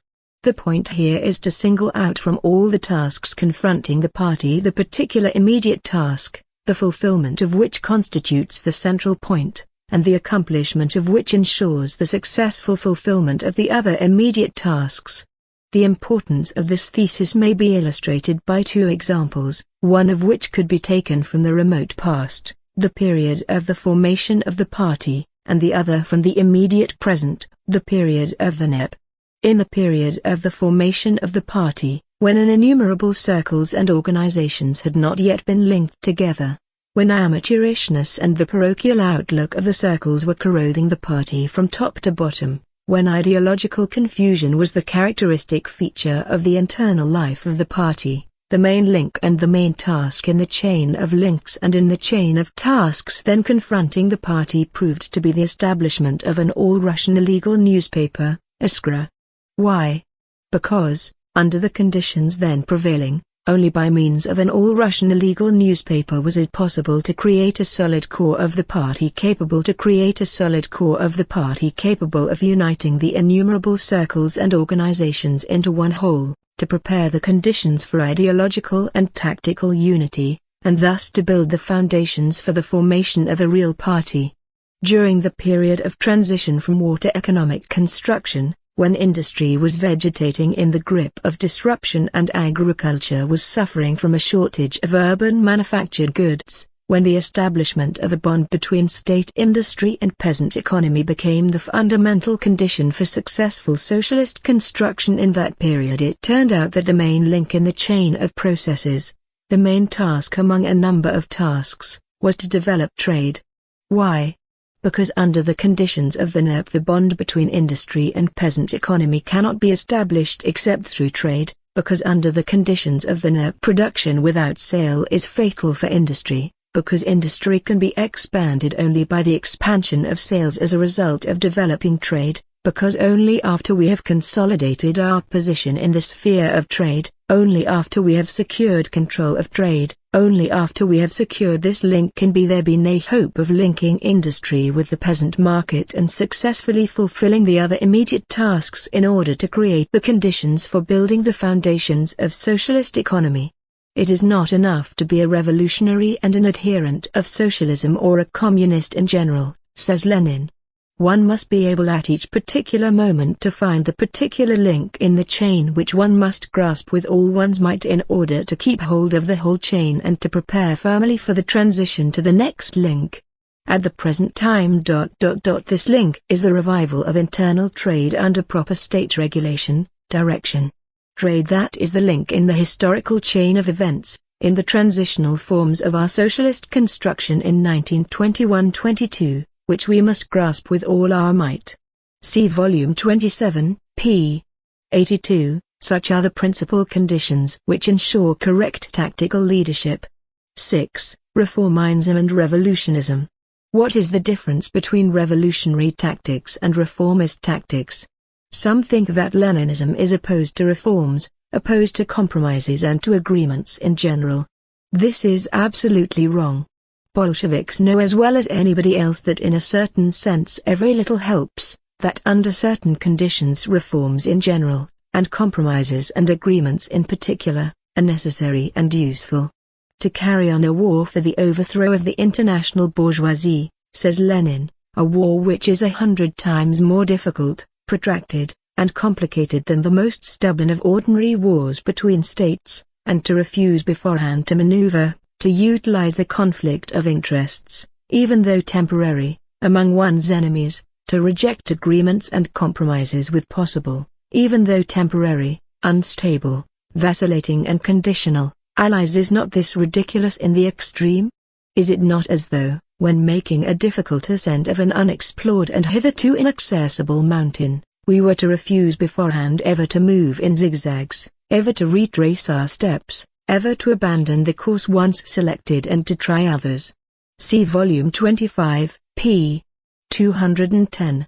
Obviously, therefore, it is not a matter of reforms or of compromises and agreements, but of the use people make of reforms and agreements. To a reformist, reforms are everything, while revolutionary work is something incidental, something just to talk about, mere eyewash.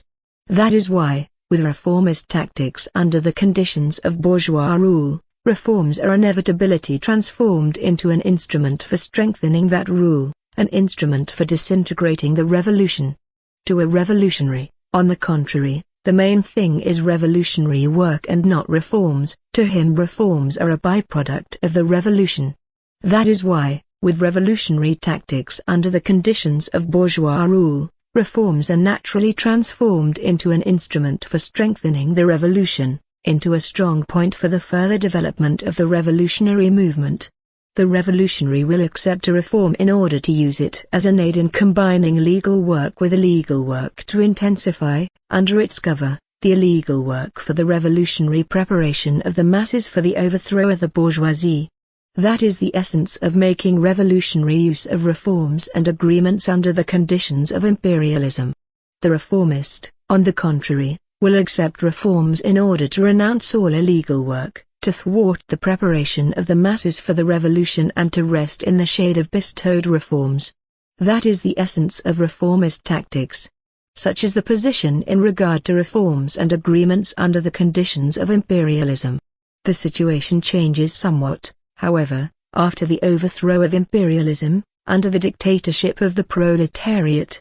Under certain conditions, in a certain situation, the proletarian power may find itself compelled temporarily to leave the path of the revolutionary reconstruction of the existing order of things and to take the path of its gradual transformation, the reformist path, as Lenin says in his well-known article The Importance of Gold, the path of flanking movements, of reforms and concessions to the non-proletarian classes in order to disintegrate these classes, to give the revolution a respite, to recuperate one's forces and prepare the conditions for a new offensive. It cannot be denied that in a sense this is a reformist path. But it must be borne in mind that there is a fundamental distinction here, which consists in the fact that in this case the reform emanates from the proletarian power, it strengthens the proletarian power, it procures for it a necessary respite, its purpose is to disintegrate, not the revolution, but the non-proletarian classes. Under such conditions a reform is thus transformed into its opposite. The proletarian power is able to adopt such a policy because, and only because, the sweep of the revolution in the preceding period was great enough and therefore provided a sufficiently wide expanse within which to retreat, substituting for offensive tactics the tactics of temporary retreat, the tactics of flanking movements. Thus, while formerly, under bourgeois rule, reforms were a byproduct of revolution, now under the dictatorship of the proletariat, the source of reforms is the revolutionary gains of the proletariat, the reserves accumulated in the hands of the proletariat consisting of these gains. Only Marxism, says Lenin, has precisely and correctly defined the relation of reforms to revolution. However, Marx was able to see this relation only from one aspect, namely, under the conditions preceding the first to any extant permanent and lasting victory of the proletariat, if only in a single country. Under those conditions, the basis of the proper relations was, reforms are a byproduct of the revolutionary class struggle of the proletariat. After the victory of the proletariat, if only in a single country, something new enters into the relation between reforms and revolution. In principle, it is the same as before. But a change in form takes place, which Marx himself could not foresee, but which can be appreciated only on the basis of the philosophy and politics of Marxism. After the victory, while still remaining a byproduct on an international scale. They, that is, reforms J. Street, are, in addition, for the country in which victory has been achieved, a necessary and legitimate respite in those cases when, after the utmost exertion of effort, it becomes obvious that sufficient strength is lacking for the revolutionary accomplishment of this or that transition. Victory creates such a reserve of strength that it is possible to hold out even in a forced retreat, to hold out both materially and morally. See Volume 27, pages 84 to 85. Chapter 8. The Party. In the pre-revolutionary period, the period of more or less peaceful development, when the parties of the Second International were the predominant force in the working class movement and parliamentary forms of struggle were regarded as the principal forms. Under these conditions the party neither had nor could have had that great and decisive importance which it acquired afterwards, under conditions of open revolutionary clashes.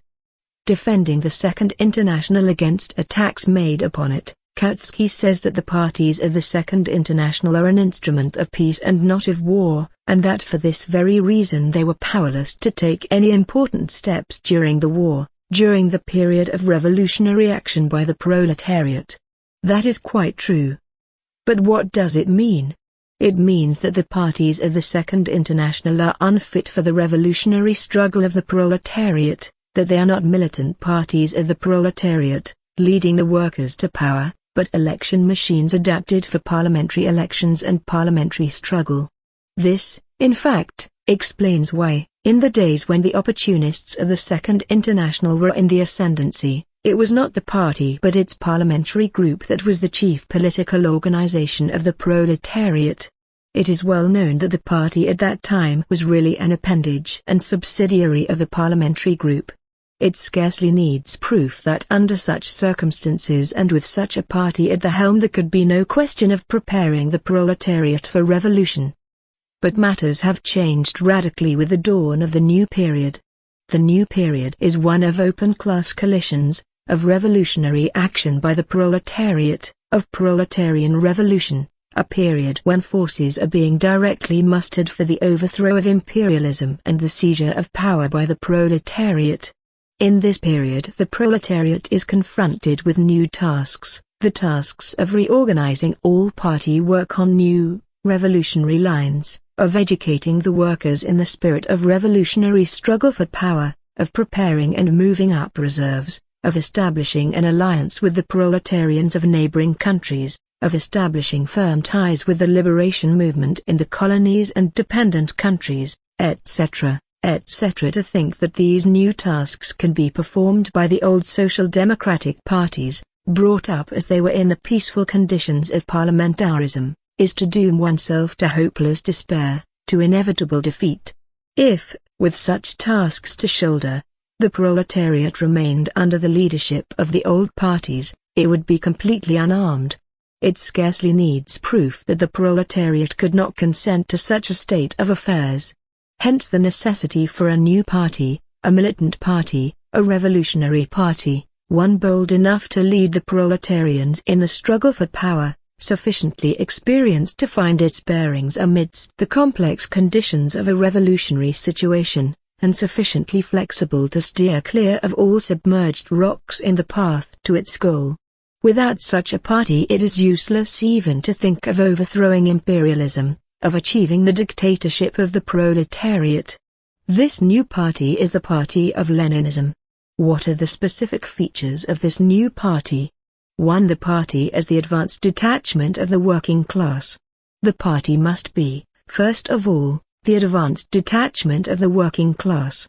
The party must absorb all the best elements of the working class, their experience, their revolutionary spirit, their selfless devotion to the cause of the proletariat.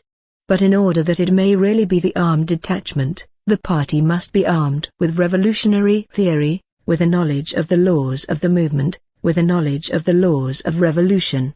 Without this it will be incapable of directing the struggle of the proletariat, of leading the proletariat.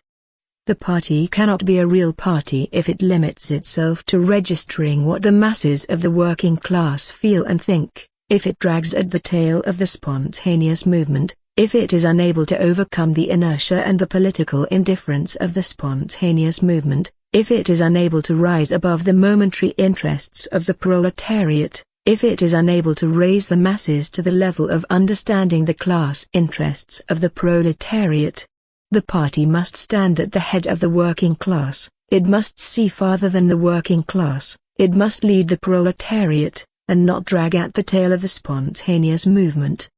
The parties of the Second International, which preach Kvostism, are vehicles of bourgeois policy, which condemns the proletariat to the role of a tool in the hands of the bourgeoisie. Only a party which adopts the standpoint of advanced detachment of the proletariat and is able to raise the masses to the level of understanding the class interest of the proletariat, only such a party can divert the working class from the path of trade unionism and convert it into an independent political force. The party is the political leader of the working class. I have already spoken of the difficulties of the struggle of the working class, of the complicated conditions of the struggle, of strategy and tactics, of reserves and maneuvering, of attack and retreat. These conditions are no less complicated, if not more so, than the conditions of war. Who can see clearly in these conditions, who can give correct guidance to the proletarian millions? No army at war can dispense with an experienced general staff if it does not want to be doomed to defeat. Is it not clear that the proletariat can still less dispense with such a general staff if it does not want to allow itself to be devoured by its mortal enemies? But where is this general staff? Only the revolutionary party of the proletariat can serve as this general staff. The working class without a revolutionary party is an army without a general staff. The party is the general staff of the proletariat.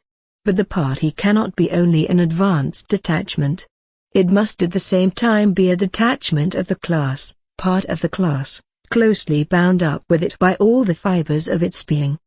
The distinction between the advanced detachment and the rest of the working class, between party members and non-party people, cannot disappear until classes disappear. It will exist as long as the ranks of the proletariat continue to be replenished with former members of other classes, as long as the working class as a whole is not in a position to rise to the level of the advanced detachment. But the party would cease to be a party of this distinction developed into a gap, if the party turned in on itself and became divorced from the non-party masses. The party cannot lead the class if it is not connected with the non-party masses, if there is no bond between the party and the non-party masses, if these masses do not accept its leadership, if the party enjoys no moral and political credit among the masses.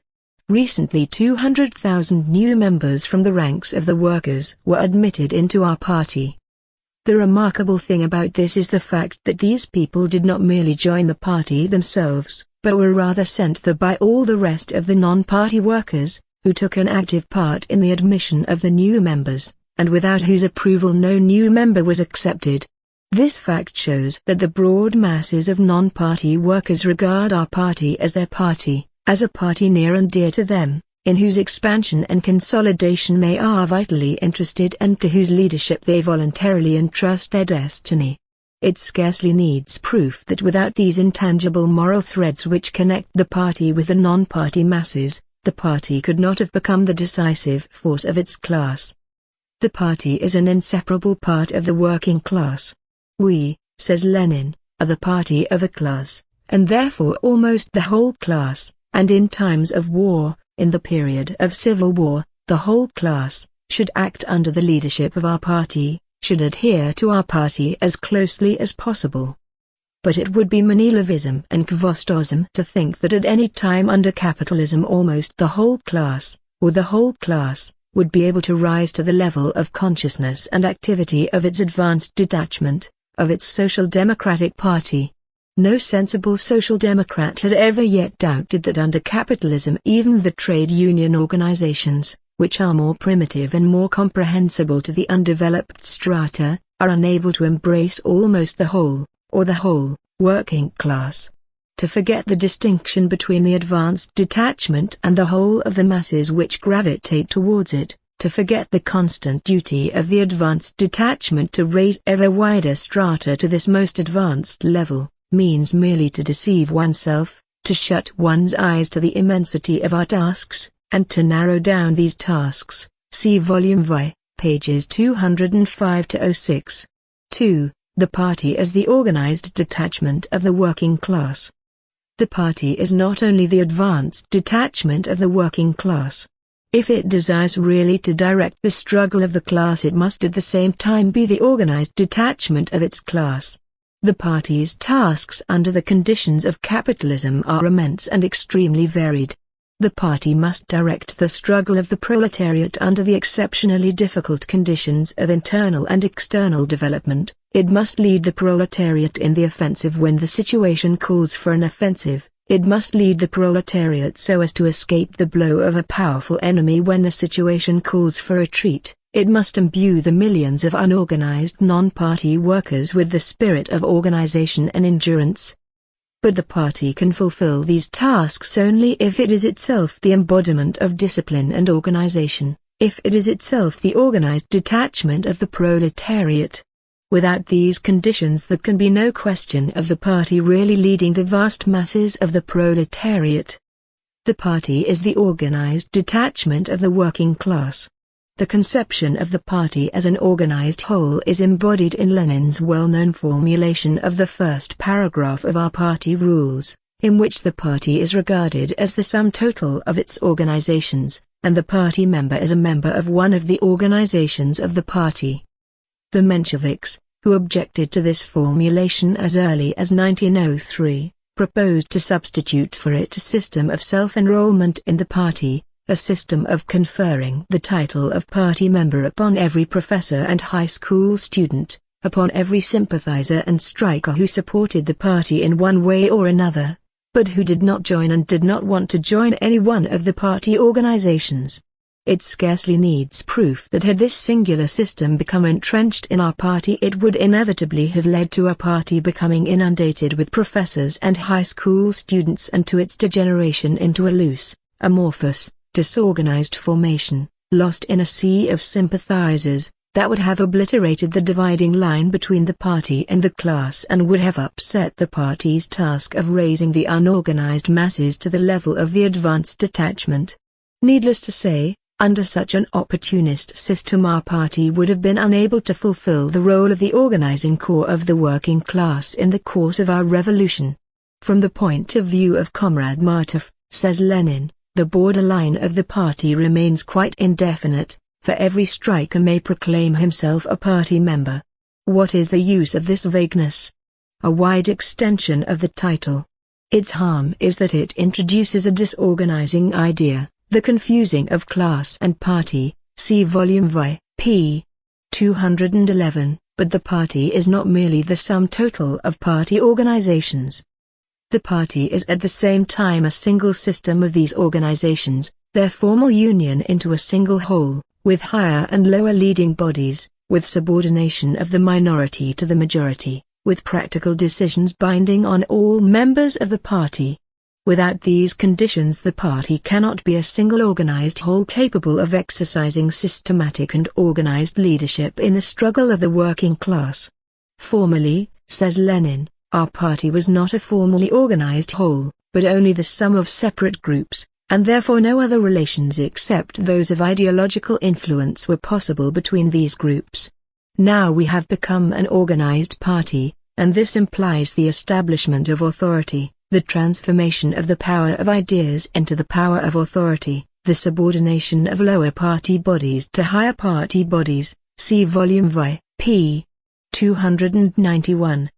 The principle of the minority submitting to the majority, the principle of directing party work from a center, not infrequently gives rise to attacks on the part of wavering elements, to accusations of bureaucracy, formalism, etc. It scarcely needs proof that systematic work by the party as one whole, and the directing of the struggle of the working class, would be impossible without putting these principles into effect. Leninism in questions of organization is the unswerving application of these principles. Lenin terms the fight against these principles Russian nihilism and aristocratic anarchism, which deserves to be ridiculed and swept aside. Here is what Lenin says about these wavering elements in his book One Step Forward. This aristocratic anarchism is particularly characteristic of the Russian nihilist. He thinks of the party organization as a monstrous factory. He regards the subordination of the part to the whole and of the minority to the majority of serfdom. Division of labor under the direction of a center evokes from him a tragi-comical outcry against people being transformed into wheels and cogs. Mention of the organizational rules of the party calls forth a contemptuous grimace and the disdainful ... remark that one could very well dispense with rules altogether. It is clear, I think, that the cries about this celebrated bureaucracy are just a screen for dissatisfaction with the personal composition of the central bodies, a fig leaf ... You are a bureaucrat because you were appointed by the Congress not by my will, but against it. You are a formalist because you rely on the formal decisions of the Congress, and not on my consent. You are acting in a grossly mechanical way because you plead the mechanical majority at the party Congress and pay no heed to my wish to be co-opted. You are an autocrat because you refuse to hand over the power to the old gang. 1, see Volume V, pp. 310, 287. 3. The party is the highest form of class organization of the proletariat. The party is the organized detachment of the working class.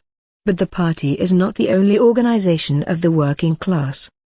The proletariat has also a number of other organizations, without which it cannot wage a successful struggle against capital: trade unions, cooperatives, factory organizations, parliamentary groups, non-party women's associations, the press, cultural and educational organizations, youth leagues, revolutionary fighting organizations, in times of open revolutionary action, Soviets of deputies as the form of state organization, if the proletariat is in power, etc. The overwhelming majority of these organizations are non-party, and only some of them adhere directly to the party, or constitute offshoots from it. All these organizations, under certain conditions, are absolutely necessary for the working class, for without them it would be impossible to consolidate the class positions of the proletariat in the diverse spheres of struggle, for without them it would be impossible to steel the proletariat as the force whose mission it is to replace the bourgeois order by the socialist order. But how can single leadership be exercised with such an abundance of organizations? What guarantee is there that this multiplicity of organizations will not lead to divergency in leadership? It may be said that each of these organizations carries on its work in its own special field, and that therefore these organizations cannot hinder one another. That, of course, is true. But it is also true that all these organizations should work in one direction, for they serve one class, the class of the proletarians. The question then arises, who is to determine the line, the general direction, along which the work of all these organizations is to be conducted? Where is the central organizations which is not only able, because it has the necessary experience, to work out such a general line, but, in addition, is in a position, because it is sufficient prestige, to induce all these organizations to carry out this line, so as to attain unity of leadership and to make hitches impossible? That organization is the party of the proletariat.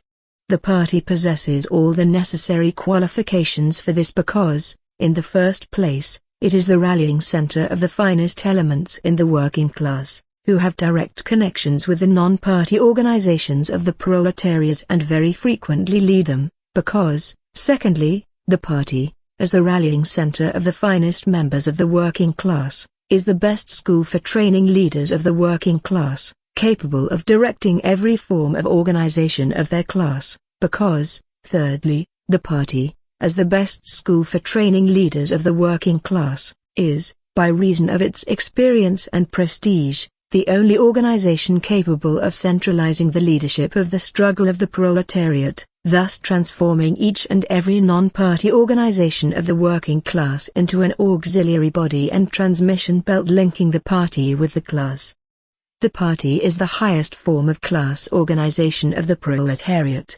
This does not mean, of course, that non-party organizations, trade unions, cooperatives, etc., should be officially subordinated to the party leadership. It only means that the members of the party who belong to these organizations and are doubtlessly influential in them should do all they can to persuade these non-party organizations to draw nearer to the party of the proletariat in their work and voluntarily accept its political leadership. That is why Lenin says that the party is the highest form of proletarian class association, whose political leadership must extend to every other form of organization of the proletariat. See Volume 25, p. 194. That is why the opportunist theory of the independence and neutrality of the non-party organizations, which breeds independent members of parliament and journalists isolated from the party, narrow-minded trade union leaders and Philistine cooperative officials, is wholly incompatible with the theory and practice of Leninism. 4. The party is an instrument of the dictatorship of the proletariat. The party is the highest form of organization of the proletariat.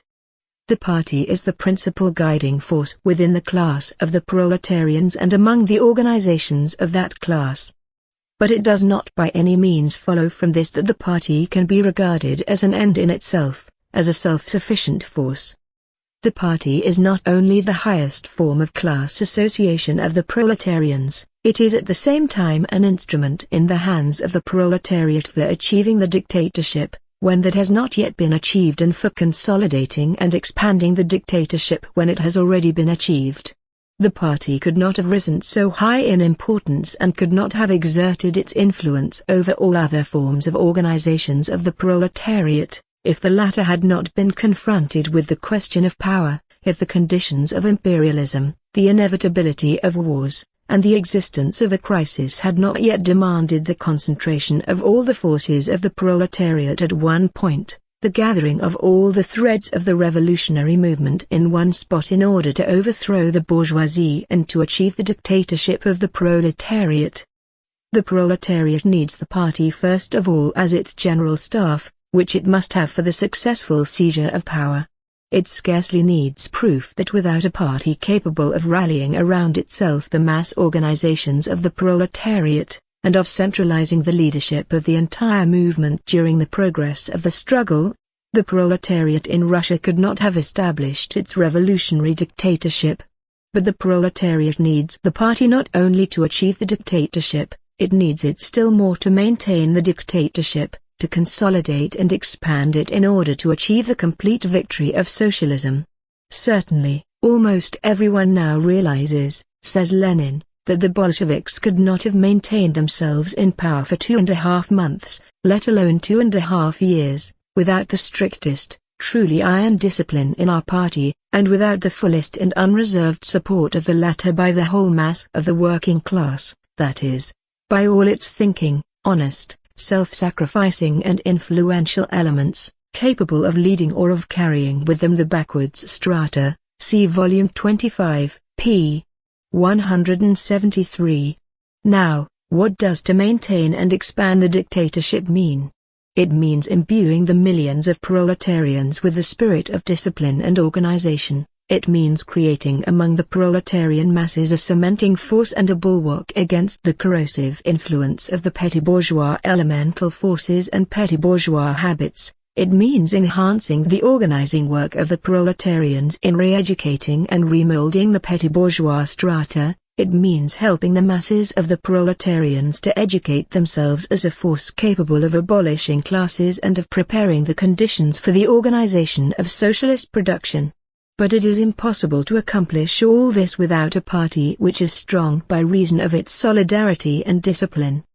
The dictatorship of the proletariat, says Lenin, is a stubborn struggle, bloody and bloodless, violent and peaceful, military and economic, educational and administrative, against the forces and traditions of the old society. The force of habit of millions and tens of millions is a most terrible force. Without an iron party tempered in the struggle, without a party enjoying the confidence of all that is honest in the given class, without a party capable of watching and influencing the mood of the masses, it is impossible to conduct such a strategy successfully. See Volume 25, p. 190. The proletariat needs the party for the purpose of achieving and maintaining the dictatorship. The party is an instrument of the dictatorship of the proletariat. But from this it follows that when classes disappear and the dictatorship of the proletariat withers away, the party also will wither away. 5. The party as the embodiment of unity of will, unity incompatible with the existence of factions. The achievement and maintenance of the dictatorship of the proletariat is impossible without a party which is strong by reason of its solidarity and iron discipline. But iron discipline in the party is inconceivable without unity of will, without complete and absolute unity of action on the part of all members of the party. This does not mean, of course, that the possibility of conflicts of opinion within the party is thereby precluded. On the contrary, iron discipline does not preclude but presupposes criticism and conflict of opinion within the party.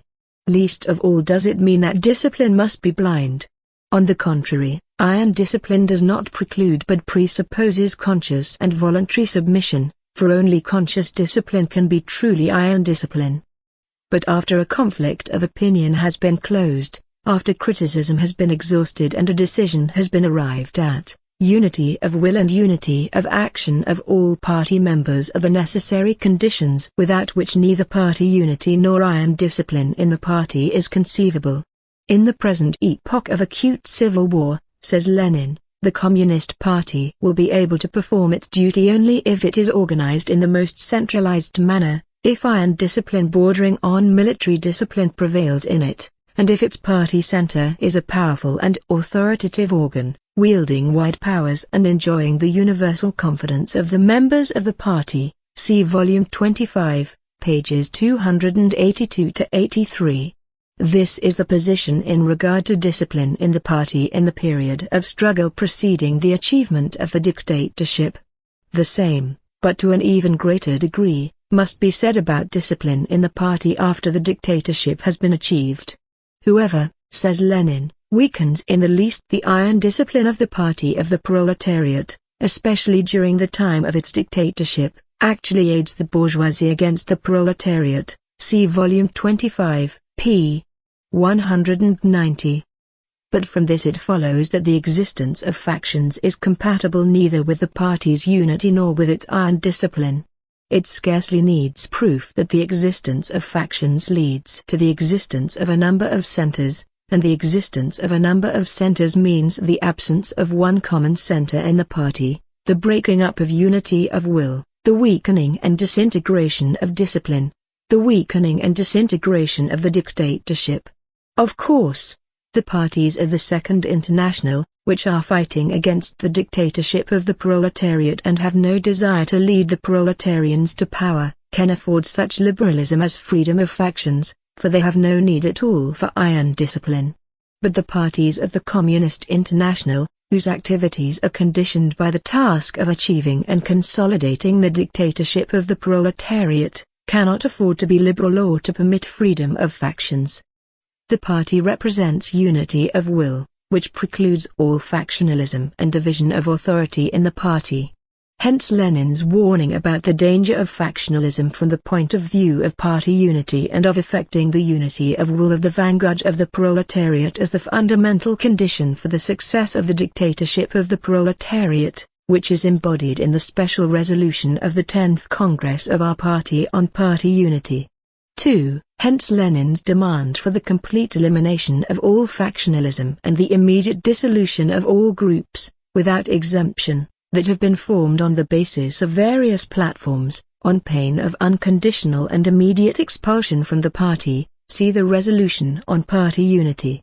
6. The party becomes strong by purging itself of opportunist elements.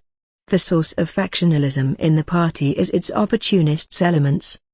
The proletariat is not an isolated class. It is consistently replenished by the influx of peasants, petty bourgeois and intellectuals proletarianized by the development of capitalism.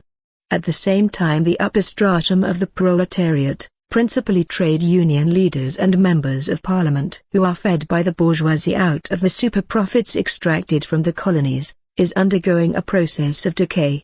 This stratum of bourgeoisified workers, or the labor aristocracy, says Lenin, who are quite Philistine in their mode of life, in the size of their earnings and in their entire outlook, is the principal prop of the Second International, and, in our days, the principal social, not military, prop of the bourgeoisie. For they are real agents of the bourgeoisie in the working class movement, the label lieutenants of the capitalist class, real channels of reformism and chauvinism, see volume 19, p. 77. In one way or another, all these petty bourgeois groups penetrate into the party and introduce into it the spirit of hesitancy and opportunism, the spirit of demoralization and uncertainty. It is they, principally, that constitute the source of factionalism and disintegration, the source of disorganization and disruption of the party from within. To fight imperialism with such allies in one's rear means to put oneself in the position of being caught between two fires, from the front and from the rear. Therefore, ruthless struggle against such elements, their expulsion from the party, is a prerequisite for the successful struggle against imperialism. The theory of defeating opportunist elements by the ideological struggle within the party, the theory of overcoming these elements within the confines of a single party, is a rotten and dangerous theory, which threatens to condemn the party to paralysis and chronic infirmity, threatens to leave the party a prey to opportunism, threatens to leave the proletariat without a revolutionary party, threatens to deprive the proletariat of its main weapon in the fight against imperialism. Our party could not have emerged onto the broad highway, it could not have seized power and organized the dictatorship of the proletariat, it could not have emerged victorious from the Civil War, if it had had within its ranks people like Marta van Dan, Portesov and Axelrod. Our party succeeded in achieving internal unity and unexampled cohesion of its ranks primarily because it was able to in good time to purge itself of the opportunist pollution, because it was able to rid its ranks of the liquidators and Mensheviks. Proletarian parties develop and become strong by purging themselves of opportunists and reformists, social imperialists and social chauvinists, social patriots and social pacifists. The party becomes strong by purging itself of opportunist elements. With reformists, Mensheviks, in our ranks, says Lenin, it is impossible to be victorious in the proletarian revolution, it is impossible to defend it. That is obvious in principle, and it has been strikingly confirmed by the experience of both Russia and Hungary. In Russia, difficult situations have arisen many times, when the Soviet regime would most certainly have been overthrown had Mensheviks, reformists and petty bourgeois Democrats remained in our party. In Italy, where, as is generally admitted, decisive battles between the proletariat and the bourgeoisie for the possession of state power are imminent. At such a moment it is not only absolutely necessary to remove the Mensheviks, reformists, the Taratists from the party, but it may even be useful to remove excellent communists who are liable to waver, and who reveal a tendency to waver towards unity with the reformists, to remove them from all responsible posts. On the eve of a revolution, and at a moment when a most fierce struggle is being waged for its victory, the slightest wavering in the ranks of the party may wreck everything, frustrate the revolution, wrest the power from the hands of the proletariat, for this power is not yet consolidated. The attack upon it is still very strong. The desertion of wavering leaders at such a time does not weaken but strengthens the party. The working class movement and the revolution, see volume 25, pp. 462, 463, 464. Chapter 9. Style in work. I am not referring to literary style. What I have in mind is style in work, that specific and peculiar feature in the practice of Leninism which creates the special type of Leninist worker. Leninism is a school of theory and practice which trains a special type of party and state worker, creates a special Leninist style in work. What are the characteristic features of this style? What are its peculiarities? It has two specific features, A. Russian revolutionary sweep and B. American efficiency. The style of Leninism consists in combining these two specific features in party and state work. Russian revolutionary sweep is an antidote to inertia, routine, conservationism, mental stagnation and slavish submission to ancient traditions. Russian revolutionary sweep is the life-giving force which stimulates thought, impels things forward, breaks the past and opens up perspectives. Without it no progress is possible. But Russian revolutionary sweep has every chance of degenerating in practice into empty revolutionary Leninism if it is not combined with American efficiency in work. Examples of this degeneration are only too numerous.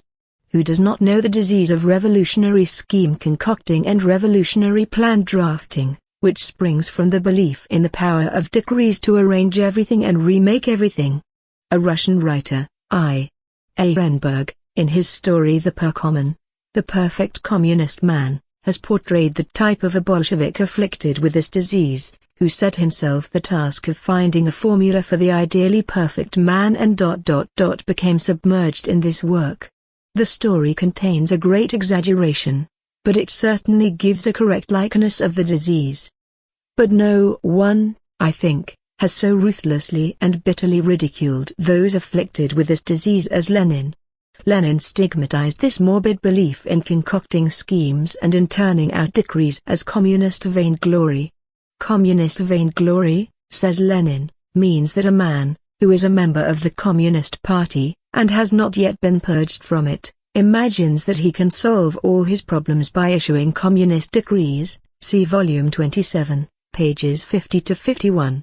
Lenin usually contrasted hollow revolutionary phrasemongering with plain everyday work, thus emphasizing that revolutionary scheme concocting is repugnant to the spirit and the letter of true Leninism. Fewer pompous phrases, more plain, everyday work, says Lenin.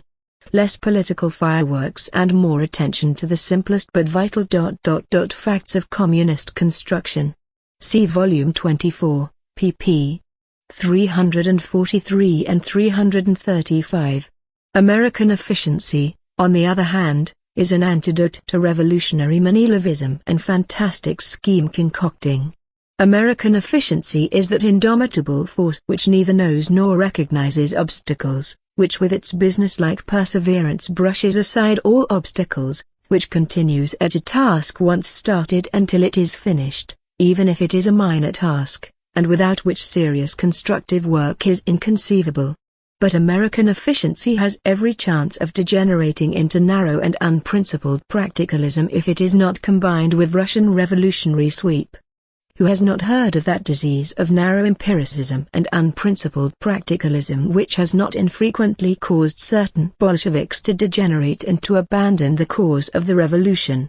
We find reflection of this peculiar disease in a story by B. Pilniak, entitled The Barren Year, which depicts types of Russian Bolsheviks of strong will and practical determination who function very energetically, but without vision, without knowing what it is all about, and who, therefore, stray from the path of revolutionary work. No one has ridiculed this disease of practicalism so incisively as Lenin. He branded it as narrow-minded empiricism and brainless practicalism. He usually contrasted it with vital revolutionary work and the necessity of having a revolutionary work and the necessity of having a revolutionary perspective in all our daily activities, thus emphasizing that this unprincipled practicalism is as repugnant to true Leninism as revolutionary scheme concocting. The combination of Russian revolutionary sweep with American efficiency is the essence of Leninism in party and state work. This combination alone produces the finished type of Leninist worker, the style of Leninism in work.